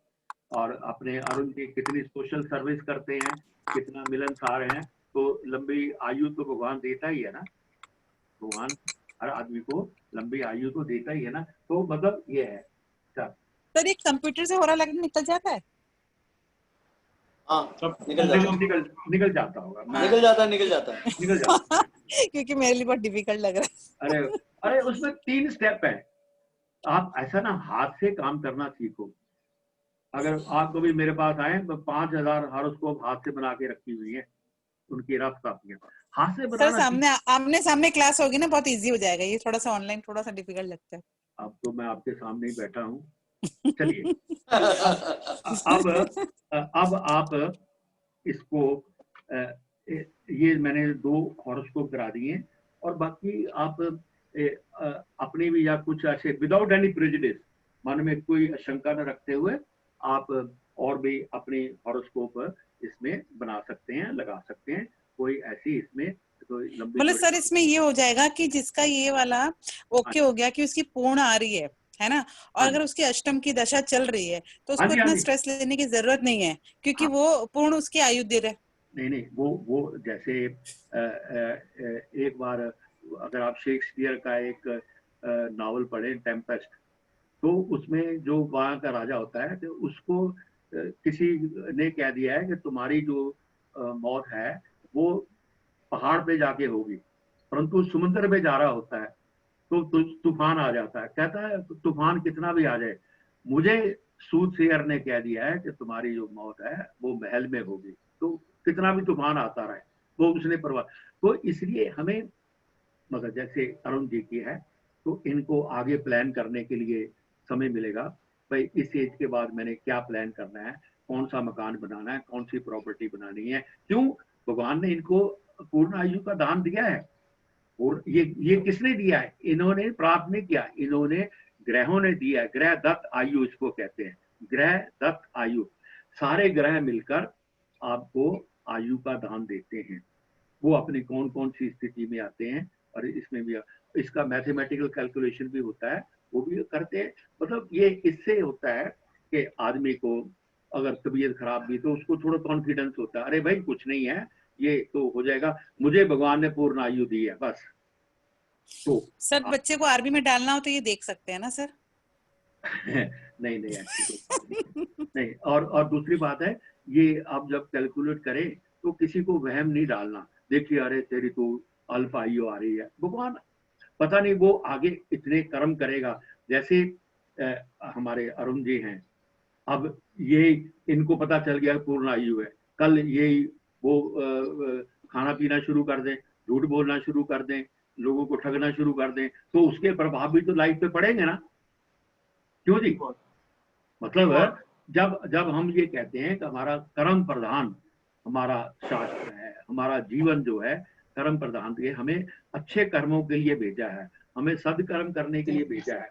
अब एक आदमी को पता लग गया भी मेरी तो अब पूर्ण आयु, चलो जो भी है, अब वो छल कपट झूठ इधर उधर करना शुरू कर दे और कहे भी मेरी तो पूर्ण आयु है, रेल के सामने जाके बैठ जाए, ऐसा नहीं। मतलब बेसिकली क्वालिटी ऑफ लाइफ, क्योंकि आप क्वालिटी ऑफ लाइफ आ गया, और आपको अपने कर्मों के ऊपर कॉन्फिडेंस हो गया कि जो मैं लाइफ में जो बीतता ला रहा हूँ, या जो मेरा वे ऑफ लाइफ है, it has given me reward of my full. मेरी जो भी मैंने समाज में या परिवार के लिए अच्छे काम किए, उसकी रिकॉग्नाइजेशन मुझे मिल रही है, पूर्ण आयु में जो मिल रही है, आयु का सुख मिल रहा है, आयु का सुख मिल रहा है।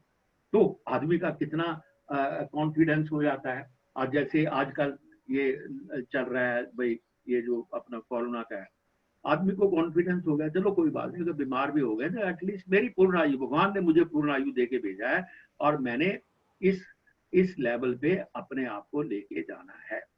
तो आप अगर आपको मध्य आयु भी है, तो आप अगर अच्छे कार्य करते हैं, आपने एलिवेट करने की कोशिश करते हैं, पुण्य कार्य करते हैं, तो आपकी आयु के ऊपर तो बढ़ता है, और आप पूर्ण आयु प्राप्त कर लिया, और आप समाज के विरुद्ध, परिवार के विरुद्ध आपने काम करने शुरू कर दिए, तो हो सकता है भगवान ने अगर आयु दी है तो आपसे छीन भी सकता है।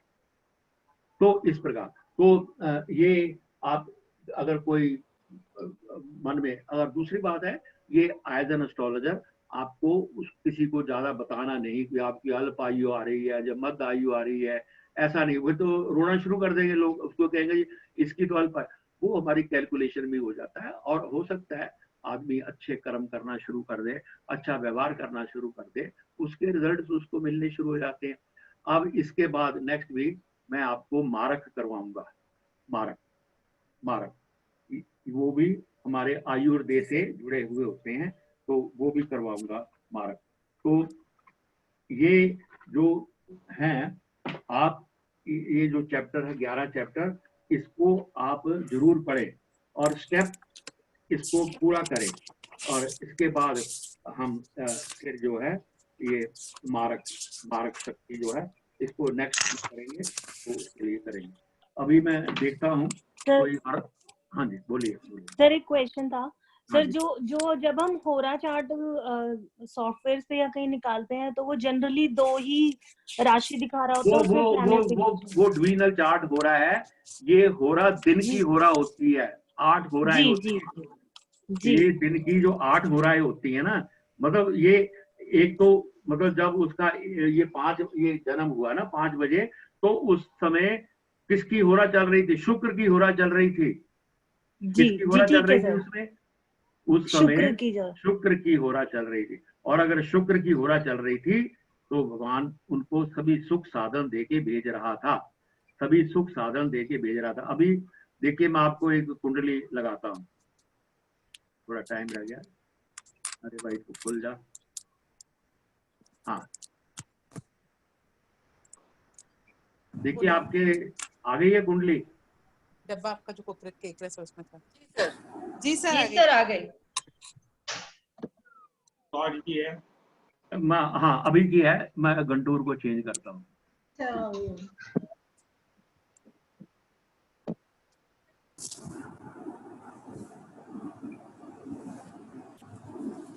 देखिए देखिए जिस तरह आप देखते हैं कि ग्रहों का नाप होता है, उसी तरह लगन का भी देखिए, इसमें लगन कुंभ है और ये पता नहीं किसका आ गया है। चलिए ये 27/9/2020 लगन कुंभी तो है 11 नंबर। हाँ ये देखिए लगन कुंडली आपको मिल गई है ना जी? हाँ जी। चलिए अब हम इसका वर्णन करना शुरू करते हैं। कृपया आप सुनिए। ये जो कुंडली है ये कुंभ लगन की कुंडली है और हमारे मन में इमीडिएटली आना चाहिए कि कुंभ लगन की कुंडली जो है हमें सारा सुख साधन देने वाली है। और हम ये कहेंगे कि जो लगन है, लग्नेश जो है द्वादश भावस्थ है, लग्नेश जो है द्वादश भावस्थ है, 12वें भाव में चला गया है, परंतु स्वयं राशि है। अगर कोई लग्नेश द्वादश 12वें भाव में चला जाता है तो वो अपने माइनस पॉइंट पे चला जाता है, वह स्थान पे चला जाता है। परंतु अब यहाँ पर शनि जो है क्या है, स्वयं राशि है, मकर के शनि है, मकर के शनि हैं। चलिए फिर ये कहेंगे कि लग्नेश शनि षष्ठेश से युक्त है। किससे युक्त है? छठा लॉर्ड कौन है? 6th लॉर्ड कौन है बताइए? चंद्रमा से युक्त है। अब हम ये कुंडली निकालेंगे कि शनि और चंद्रमा अगर छठे भाव में चले जाते हैं तो क्या है, ओल्ड एज में आकर जातक को थोड़ा सा परेशानी लाने का प्रयास करते हैं। क्योंकि रोग स्थान के साथ चंद्रमा आ गया है, तो क्योंकि शनि जो है ओल्ड एज का प्लेनेट है, तो हम मान के चलते हैं कि भाई जातक को अपनी ओल्ड एज में चंद्रमा से संबंधित कुछ कष्ट आने की संभावना इसमें हो जाती है। और चलिए कोई बात नहीं है। फिर हम सेकंड हाउस धन भाव में मीन राशि है, परंतु धन भाव का धनेश कहाँ है? धन भाव का 11वें भाव में अपने से दशम। अब ऐसे नहीं करना, इसको बोलिए धनेश लाभ भावस्थ है। आवाज में फर्क आ गया, लाभ सुनते ही आदमी खुश हो जाता है। धन का धनेश कहाँ है? लाभ भावस्थ है। धनेश कहाँ है? लाभ भावस्थ है। तथा धनेश पहले तो किसको दृष्ट कर रहा है? किसको? संतान भाव को दृष्ट कर रहा है। देखिए संतान भाव को दृष्ट कर रहा है ना जी। और 1 2 3 4 5 और आपके पराक्रम स्थान को भी दृष्ट कर रहा है और मंगल को एक्टिवेट कर रहा है अच्छे कार्य करने के लिए, शौर्य कार्य करने के लिए। बुध बृहस्पति क्या कर रहा है? एक तो पूर्ण दृष्टि से, सप्तम दृष्टि से आपके संतान भाव को दृष्ट कर रहा है, संतान सुख के साधन देने का प्रयास कर रहा है। और पंचम दृष्टि से 1 2 3 4 5 और पंचम दृष्टि से आपके भाइयों का, समझ लीजिए या आपके पराक्रम स्थान पर दृष्टि कर रहे हैं, वहां पर कौन है? वहां पर मंगल, स्वय राशि मंगल हैं, मूल त्रिकोणी मंगल हैं। कितना जबरदस्त देखिए उनको मिल रहा है। और देखिए शनि को भूल गए। शनि सबसे पहले क्या है? सप्तम को दृष्टि कर रहा है, फिर तीसरी दृष्टि से 1 2 3 धन भाव को भी दृष्टि कर रहा है, और दशम में 1, यहाँ 7 7 8 9 और 10। मतलब देखिए लग्नेश बैठा 12वें में है। लग्नेश कहाँ बैठा है? 12वें में, और आपके धन भाव को दृष्टि कर रहा है, धन भाव, और आपके छठे भाव को हेल्प कर रहा है, और उसके बाद आपके भाग्य स्थान को भी ये दृष्टि कर रहा है। इसी प्रकार से मतलब वो दृष्टि संबंध, इसको क्या कहेंगे? शनि यहाँ पर स्थान है, दृष्टि संबंध से छठे हाउस को दृष्टि कर रहा है, आपके जो भी आने वाले कष्ट हैं। और उसके बाद फिर ये आपको तीसरी दृष्टि से धन भाव को, और दसम दृष्टि से, और इसी प्रकार गुरु जो अच्छा है, की बुरा हो सर, अच्छा की बुरा शनि, अच्छा कर रहे हैं, क्योंकि स्वय राशि अच्छा, है, स्वय राशि है, अच्छा ठीक स्वय है, राशि है। ओके और चलिए ये बताइए, शनि जो नवम भाव में दृष्टि कर रहे हैं, तो उनका दृष्टि कैसी होगी? बोलिए, जो अभी मैडम बोली थी, बोलिए अच्छी होगी बोलिए। सर फ्रेंड राशि को देख रहे हैं, अपनी फ्रेंड राशि को देख रहे हैं। क्या? शुक्र उनके, शुक्र फ्रेंड राशि है ना उनकी, शुक्र नहीं तुला, उच्च की हाँ, राशि है ना शनि की। शनि की तुला राशि से क्या संबंध है? उच्च हाँ, की उच्च राशि है। देखिए एक तो क्या आ गया है? एक तो भाग्य स्थान पर आ गई है, शनि भाग्य स्थान पर है, और एक क्या है? अपनी उच्च राशि को भी कर रहा है, लग्नेश भी है, धनेश भी है। कितनी भाग्य में वृद्धि कर रहा है, भाग्य में वृद्धि कर रहा है। ऐसे भी आपको माइंड में रखना है। और वहां पर कौन बैठा है? वहां पर कौन बैठा है? बुध बैठे सर, वहां पर बुध बैठा हुआ है, जो त्रिकोणाधिपति है, पंचमेश, एजुकेशन भी दे रहा है, आपको मान सम्मान भी दे रहा है। और फिर बुध क्या है? त्रिकोण का स्वामी त्रिकोण में। देखिए कितनी जबरदस्त बन गया, त्रिकोण का स्वामी त्रिकोण में कितनी हो जाती है। तो इस प्रकार से अब देखिए, जो गुरु हैं संतान भाव को देख रहे हैं, उनको एजुकेशन दे रहे हैं। फिर उसके बाद पंचम मंगल को भी एक्टिवेट कर रहे हैं। फिर नवम में ये देखिए 7 8 9 पत्नी सुख भी देने का प्रयास कर रहे हैं, पत्नी का सुख भी देने का प्रयास कर रहे हैं। देखिए 9वां पत्नी सुख, पत्नी को धन, पत्नी को ऐश्वर्य, अपना सद्गुण देना, क्योंकि गुरु यहाँ पर अपनी राशि है, अपनी लाइफ के अच्छे गुण देना, अच्छा व्यवहार करना, अच्छी एक अपनी पार्टनरशिप देना, ये आपको इसमें से देना पड़ेगा। चलिए अब इसमें आ गए मंगल। मंगल क्या है? मंगल त्रिदेश और द्वादेश है, third and the 10th Lord, third and the 10th Lord. मतलब ऐसा आदमी अपने शौर्य बल से अपनी इनकम को या अपने कार्य को आगे बढ़ाने का प्रयास रखते हैं।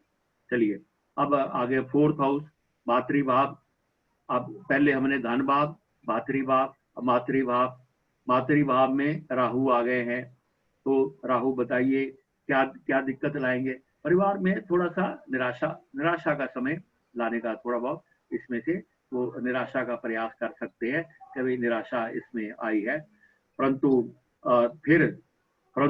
यहाँ पर देखिए जो 4th लॉर्ड गए हैं, 4th लॉर्ड 6 में चले गए हैं, 4th लॉर्ड 6 में चले गए हैं, और माता के लिए कुछ कष्ट देने का संकेत इसमें से दे रहे हैं। माता के लिए कुछ कष्ट देने का संकेत जो है इसमें से दे रहे हैं। फिर हमने चलिए 5th हाउस जो आपका एजुकेशन का है, एजुकेशन भी है और वो आपका अष्टमेश भी है, एजुकेशन भी है, अष्टमेश भी है, परंतु वो अपने त्रिकोण भाव में चला गया है। तो ऐसे व्यक्ति जो है एजुकेशन से अपने जीवन को आगे बनाने का प्रयास करते हैं, अपने आगे बढ़ने का प्रयास करते हैं। और यहाँ पर अगर शुक्र है तो यहाँ बताइए पुरुष की कुंडली है और यहाँ पर शुक्र है, अब देखिए यहाँ पर आपका जजमेंट चाहिए, यहाँ पर रोग तो नहीं दे सकता, शुक्र छठा भाव है, रोग तो नहीं दे सकता, परंतु ऐसा व्यक्ति लेडीज के प्रति कहीं सम्मान कम देता है। क्या कहेंगे?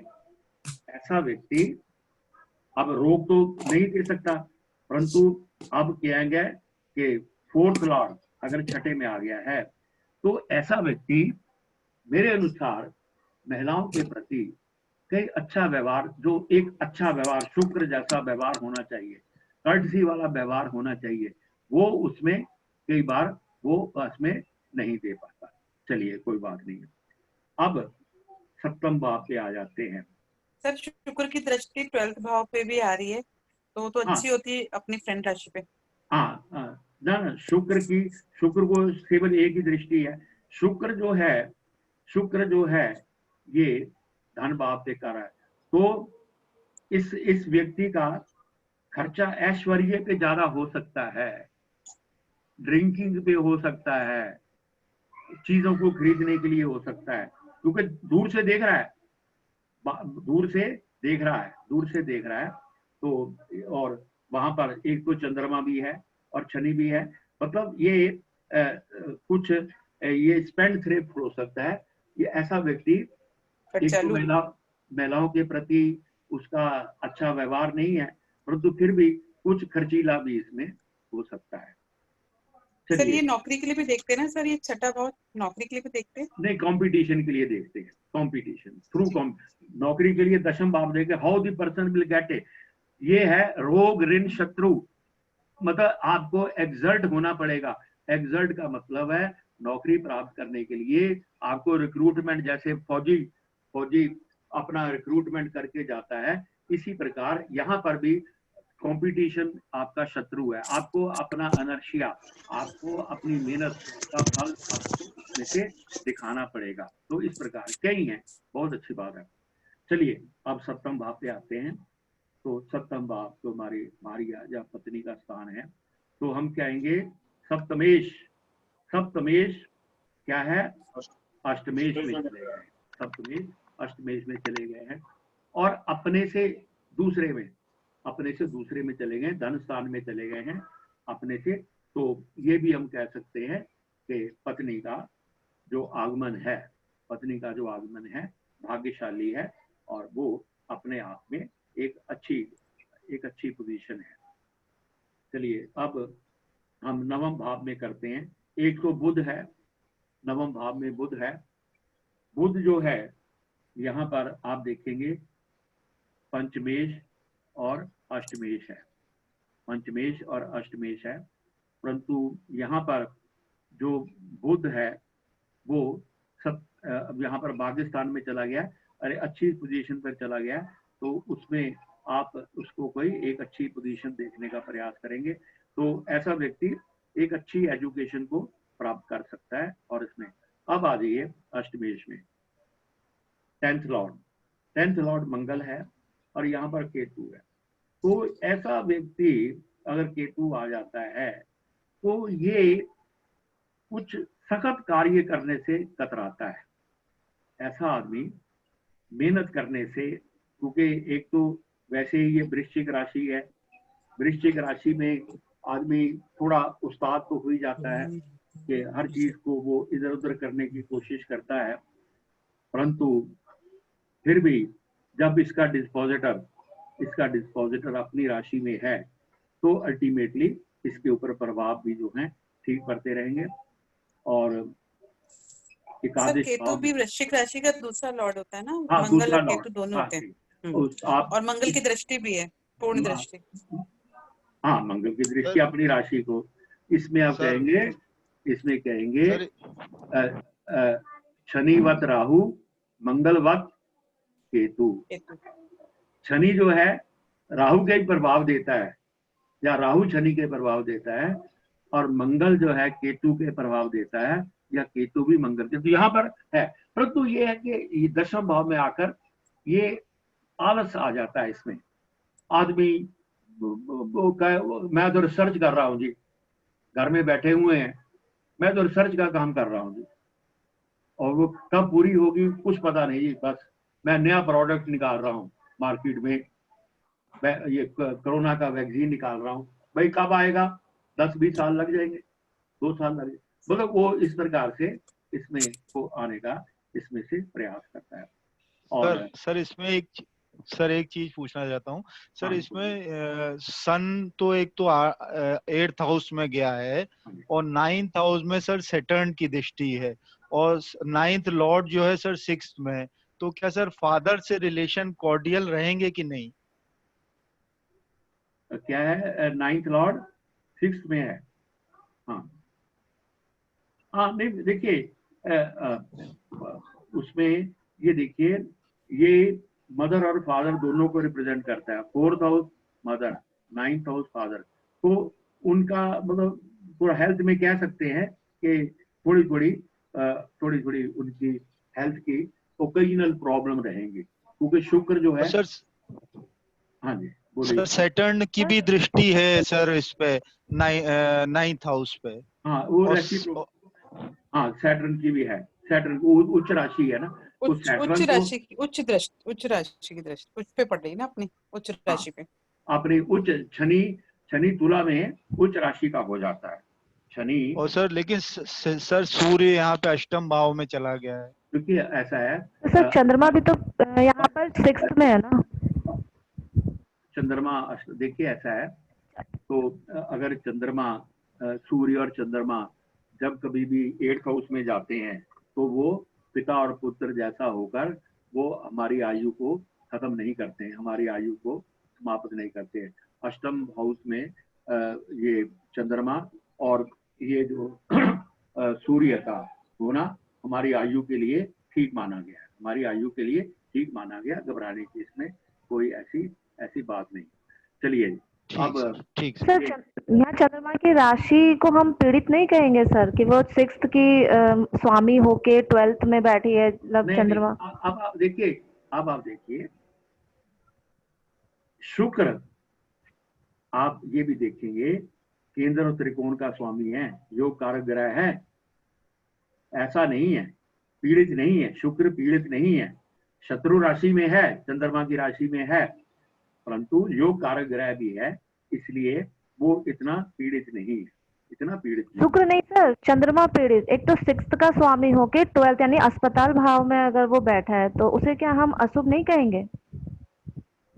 और मतलब ऐसा है क्योंकि स्वय राशि शनि के साथ बैठे हुए हैं, तो इतना पीड़ित नहीं है।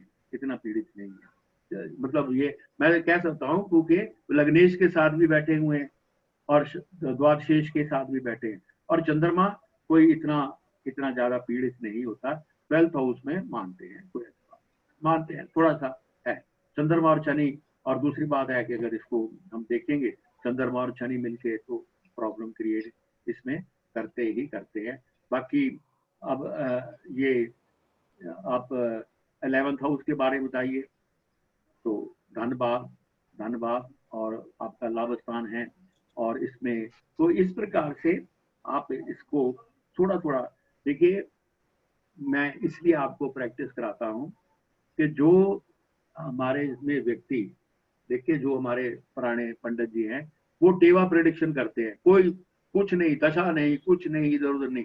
तो इससे आपको भी एक वेयर हॉरोस्कोप लेके उसके ऊपर 2-4 चीजें बोलने की कोशिश करिए। अब पहले आप कहेंगे मैं इसकी दशा निकालूंगा, फिर मैं अंतरदशा निकाल लूंगा, उतनी देर में वो भाग जाएगा। परंतु जैसे ही आपकी कुंडली आती है तो उसको आप ये तो कह सकते हैं साहब आप बड़ा मेहनत का कार्य करते हैं, आपका तो भाग्य बहुत जबरदस्त है, आपके तो धनेश और भाग्येश हैं, लाभेश इकट्ठे बैठे हुए हैं। तो उसको मतलब कहने का मतलब 1-2 बात करने का आप हौसला करेंगे। अगर आप कहेंगे देखो जी मैं इसका दशमेश बनाऊंगा, जहाँ इसका होरा लगन बनाऊंगा, फिर मैं आपको बात बताऊंगा, 1 हफ्ते के बाद आइए, कोई नहीं आता 1 हफ्ते के बाद। उसको 1-2 बात बना के अट्रैक्ट करो, फिर उसको को अब 1 महीने के बाद आना।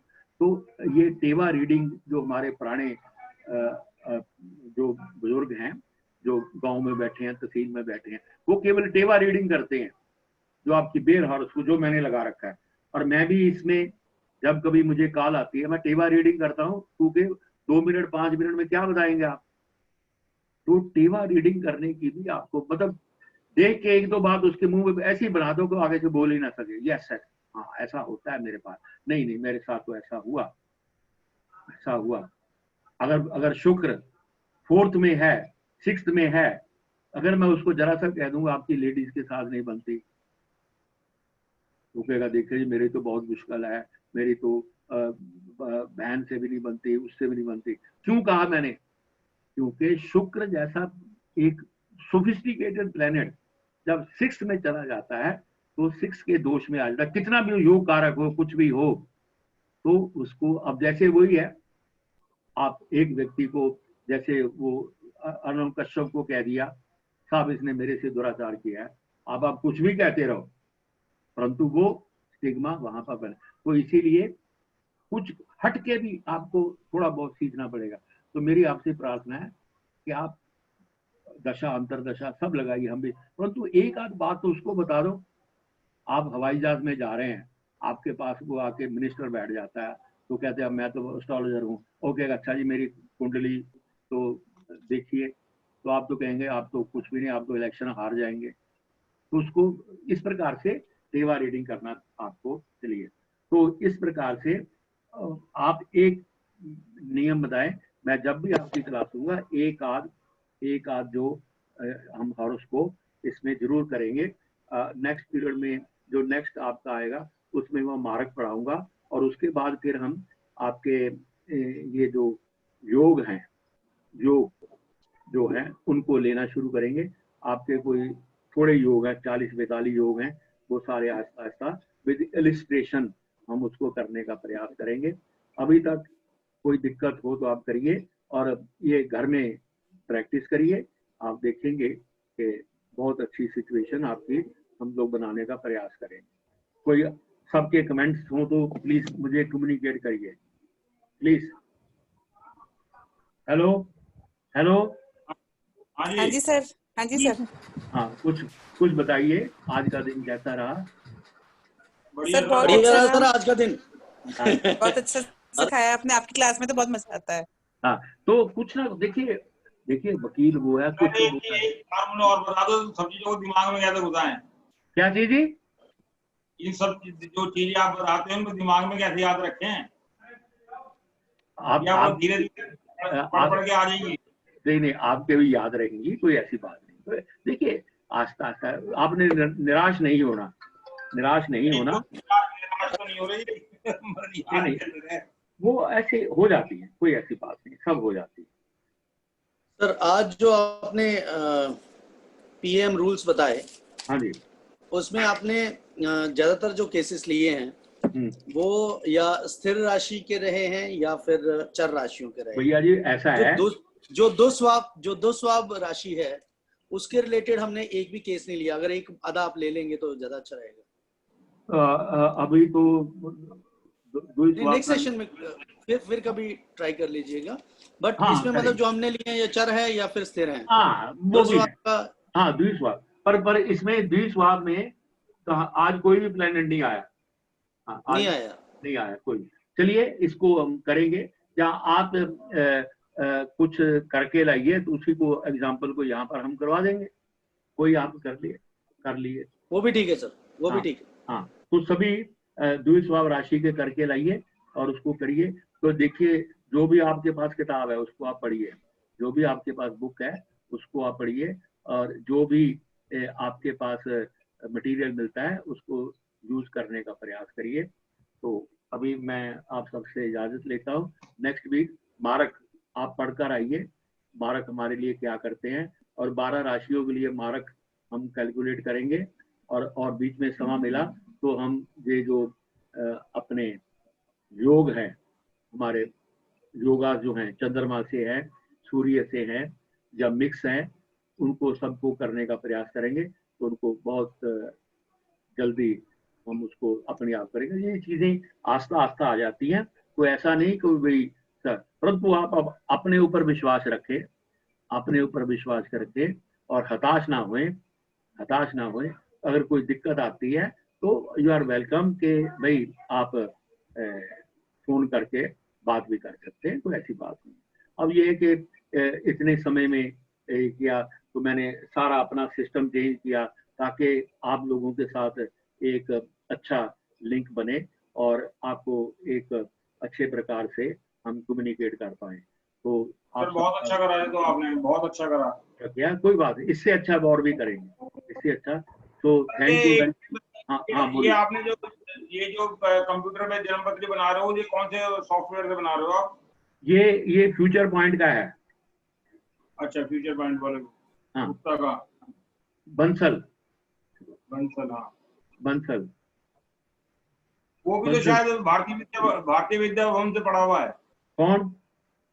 बंसल नहीं, वो बंसल जो हैं फ्यूचर पॉइंट वाले, वो JNU के MCA हैं। अच्छा, ये JNU के, ये जो अपना जवाहरलाल नेहरू यूनिवर्सिटी है ना, उसके MCA हैं। अब तो भैया वो करोड़पति हैं, तो अब तो खुद वो क्लासेस लेते हैं, बहुत उन्नति की उन्होंने। हम लोग तो वहीं के वहीं रह गए। आपके खेमराज जी से पढ़ते थे, वो उनके पिताजी खेमराज जी से पढ़ते थे, तो वहीं के वहीं रह गए, वो करोड़पति बन गए। खेमराज जी तो गुड़गांव के थे ना जी? हाँ, गुड़गांव। तो इनको पढ़ाया करते थे। हाँ, मुझे पता है। हाँ, इनके पिताजी शायद इन्होंने 92 के आसपास तो करा इन्होंने, बंसल जी ने 90 के आसपास फ्यूचर पॉइंट खोला जब उन्होंने। देखिए, खेमराज जी और मैं फर्स्ट बैच में भारतीय विद्या भवन में दाखिल हुए थे, हम दोनों क्लास फेलो थे। और वो जब भी वो लेट हो जाते थे तो फिर मेरे यहाँ रात को ठहरते थे, बहुत डायनेमिक थे वो। तो भारतीय विद्या भवन के सामने जो मस्जिद थी ना गोल चक्कर में, तो वहीं सो जाते थे, वहीं मैं तो यही सो जाऊंगा। जैसे शनिवार हुआ ना, इतवार को क्लास है तो वहीं सो जाते थे। नहीं, ठीक है, बड़ी आपकी मेहनत है। और उन्होंने देखिए गुड़गांव में शुरू किया, चंडीगढ़ में शुरू किया, अब चंडीगढ़ के बड़े खन्ने खां बने फिरते हैं। सबको उन्होंने इनको पढ़ाया, फरीदाबाद वाले को पढ़ाया, हमारा भी स्टूडेंट था। आजकल वो इतनी ऐंठ में है, कोई बात ही नहीं करते। कौन है वो? परशुराम विशिष्ट। अच्छा, ये गुड़गांव में तो वशिष्ठ है जी। हाँ, वो भी मेरे से पढ़ा हुआ है, पहले फूड कॉर्पोरेशन में था। हाँ। वो अब तो वो पहचानेगा भी नहीं, मेरे से आया करता था पढ़ने के लिए। ट्यूशन नहीं, मतलब वैसे ही। मैं उन दिनों में लक्ष्मीबाई नगर रहता था INA में, तो कई बार बीच में आ जाता। मैं तो किसी स्टूडेंट को मना नहीं करता था, पर वो आते। पर अब वो कमर्शलाइज हो गया ना उसने, तो बहुत पैसा बनाया है। हम लोग तो वहीं के वहीं रह गए। एनीहाउ, आप लोगों का सबका आशीर्वाद है, हमें कोई ऐसी दिक्कत नहीं। तो thank you very much. Thank you very much. Sir, astrology पढ़ते पढ़ते एक चीज तो क्लियर होगी, पैसे की वो ज्यादा जो है चीजें ग्रहों पे डिपेंड करती हैं। हाँ, देखिए अब अगर आपने कमर्शियल अप्रोच बना ली है तो वही रहेगी आपकी। कमर्शियल अप्रोच बना ली है अगर सर, वो भी ठीक नहीं है। आज का जो ज्यादातर एस्ट्रोलॉजर है उनका बस एक ही ध्येय है कि हाई पैसा। वो तो आपके सामने डॉक्टर चरक भी एग्जांपल हैं। हाँ, जिन्होंने अभी तक घर भी नहीं बनाया हुआ अपना। दिल्ली में अब जाके उन्होंने अपना घर बनाया। अब तो वहाँ डॉक्टर्स एनक्लेव में है ना, वो भी इसी का था शायद। नहीं, डॉक्टर्स एनक्लेव में है, लेकिन वहाँ रेंट पे है। हाँ, वहाँ भी रेंट पर है। पर और वो एक हॉस्पिटल बना रहे हैं जम्मू में। जो मतलब फ्री सर्जिकल हॉस्पिटल बना रहे हैं, जहाँ पे गरीब लोग जो हैं उनकी सर्जरीज कर रहे हैं। वो तो इतने कैंप लगाते हैं भैया जी, इतने कैंप लगाते हैं, सैकड़ों 400 पता नहीं कितने कैंप लगा चुके हैं। और गरीब आदमी की जो सर्जरी के लाखों रुपए लेते हैं, तो वे वहां पर जाकर, उनका तो कोई मुकाबला नहीं भाई। वो देखिए वो अमेरिका में he is very well known, वो सर्जन कम है अमेरिका में और एस्ट्रोलॉजर ज्यादा है, तो बहुत बड़ी उनकी कंट्रीब्यूशन है। हम तो आपको भी एक्सपेक्ट करते हैं भी आप भी अच्छी किताबें लिखिए, अच्छा पढ़िए, पर ये है देखिए सर मेहनत तो करनी पड़ेगी। और हमारा उसके जीने का पर्पज ये है लोगों को मिसगाइड ना किया जाए। बस अब क्योंकि अब समय परिवर्तन हो गया है, कई चीजें हो गई हैं, ये भी लाओ वो भी लाओ, इंटरनेट भी लगाओ, पंखा भी लगाओ, एसी भी लगाओ, कुर्सी भी लगाओ, ये सारी चीजें इधर उधर समय के अनुसार बदलती जाती हैं। परंतु ऐसा हमारे सिस्टम में या हमारे ग्रुप में या हमारे ICS में जो भी हम लोग डॉक्टर रमन जी को फॉलो करते हैं, उनके आदर्श पे चलते हैं, उनके वे ऑफ थिंकिंग पे उनका मिशन लेकर चलते हैं, हमारे ग्रुप में कभी ऐसा आया नहीं है, कभी ऐसा आया नहीं है। और हमारा एक नियम है, हम जो भी कभी कोई टीचर रखते हैं तो अपने स्टूडेंट्स में से ही रखते हैं। कई बार लोग आते हैं मैंने हमने PhD की हुई है, मैंने वहां से, नो, हम अपने स्टूडेंट्स को ट्रेन करते हैं, अपने स्टूडेंट्स को फिर वहां पर आगे लगाने का प्रयास करते हैं। तो इसलिए अगर आपके मन में अच्छी इच्छा है कि भाई आप फैकल्टी ज्वाइन करें तो अच्छी बात है, बहुत अच्छी बात है, तो उसी हिसाब से आप अपना पढ़ाई करें तो ठीक है। पामिस्ट्री की क्लास अभी लगी नहीं, शायद लगेगी, अभी लगेगी, बहुत जल्दी लगेगी, बहुत ही जल्दी। आपने पीछे पामिस्ट्री की किताब रखी है या सर्टिफिकेट रखा है वो दिखाई दे रहा है? अरे वो ऐसे ही रखी हुई है, वो ऐसे ही रखी है। पहले मैंने काफी सेशन लिए हैं पामिस्ट्री के भी ना, मैंने काफी सेशन लिए हैं, तो फिर अब हमारे ऑनलाइन पामिस्ट्री की क्लास में दिक्कत नहीं आएगी जी?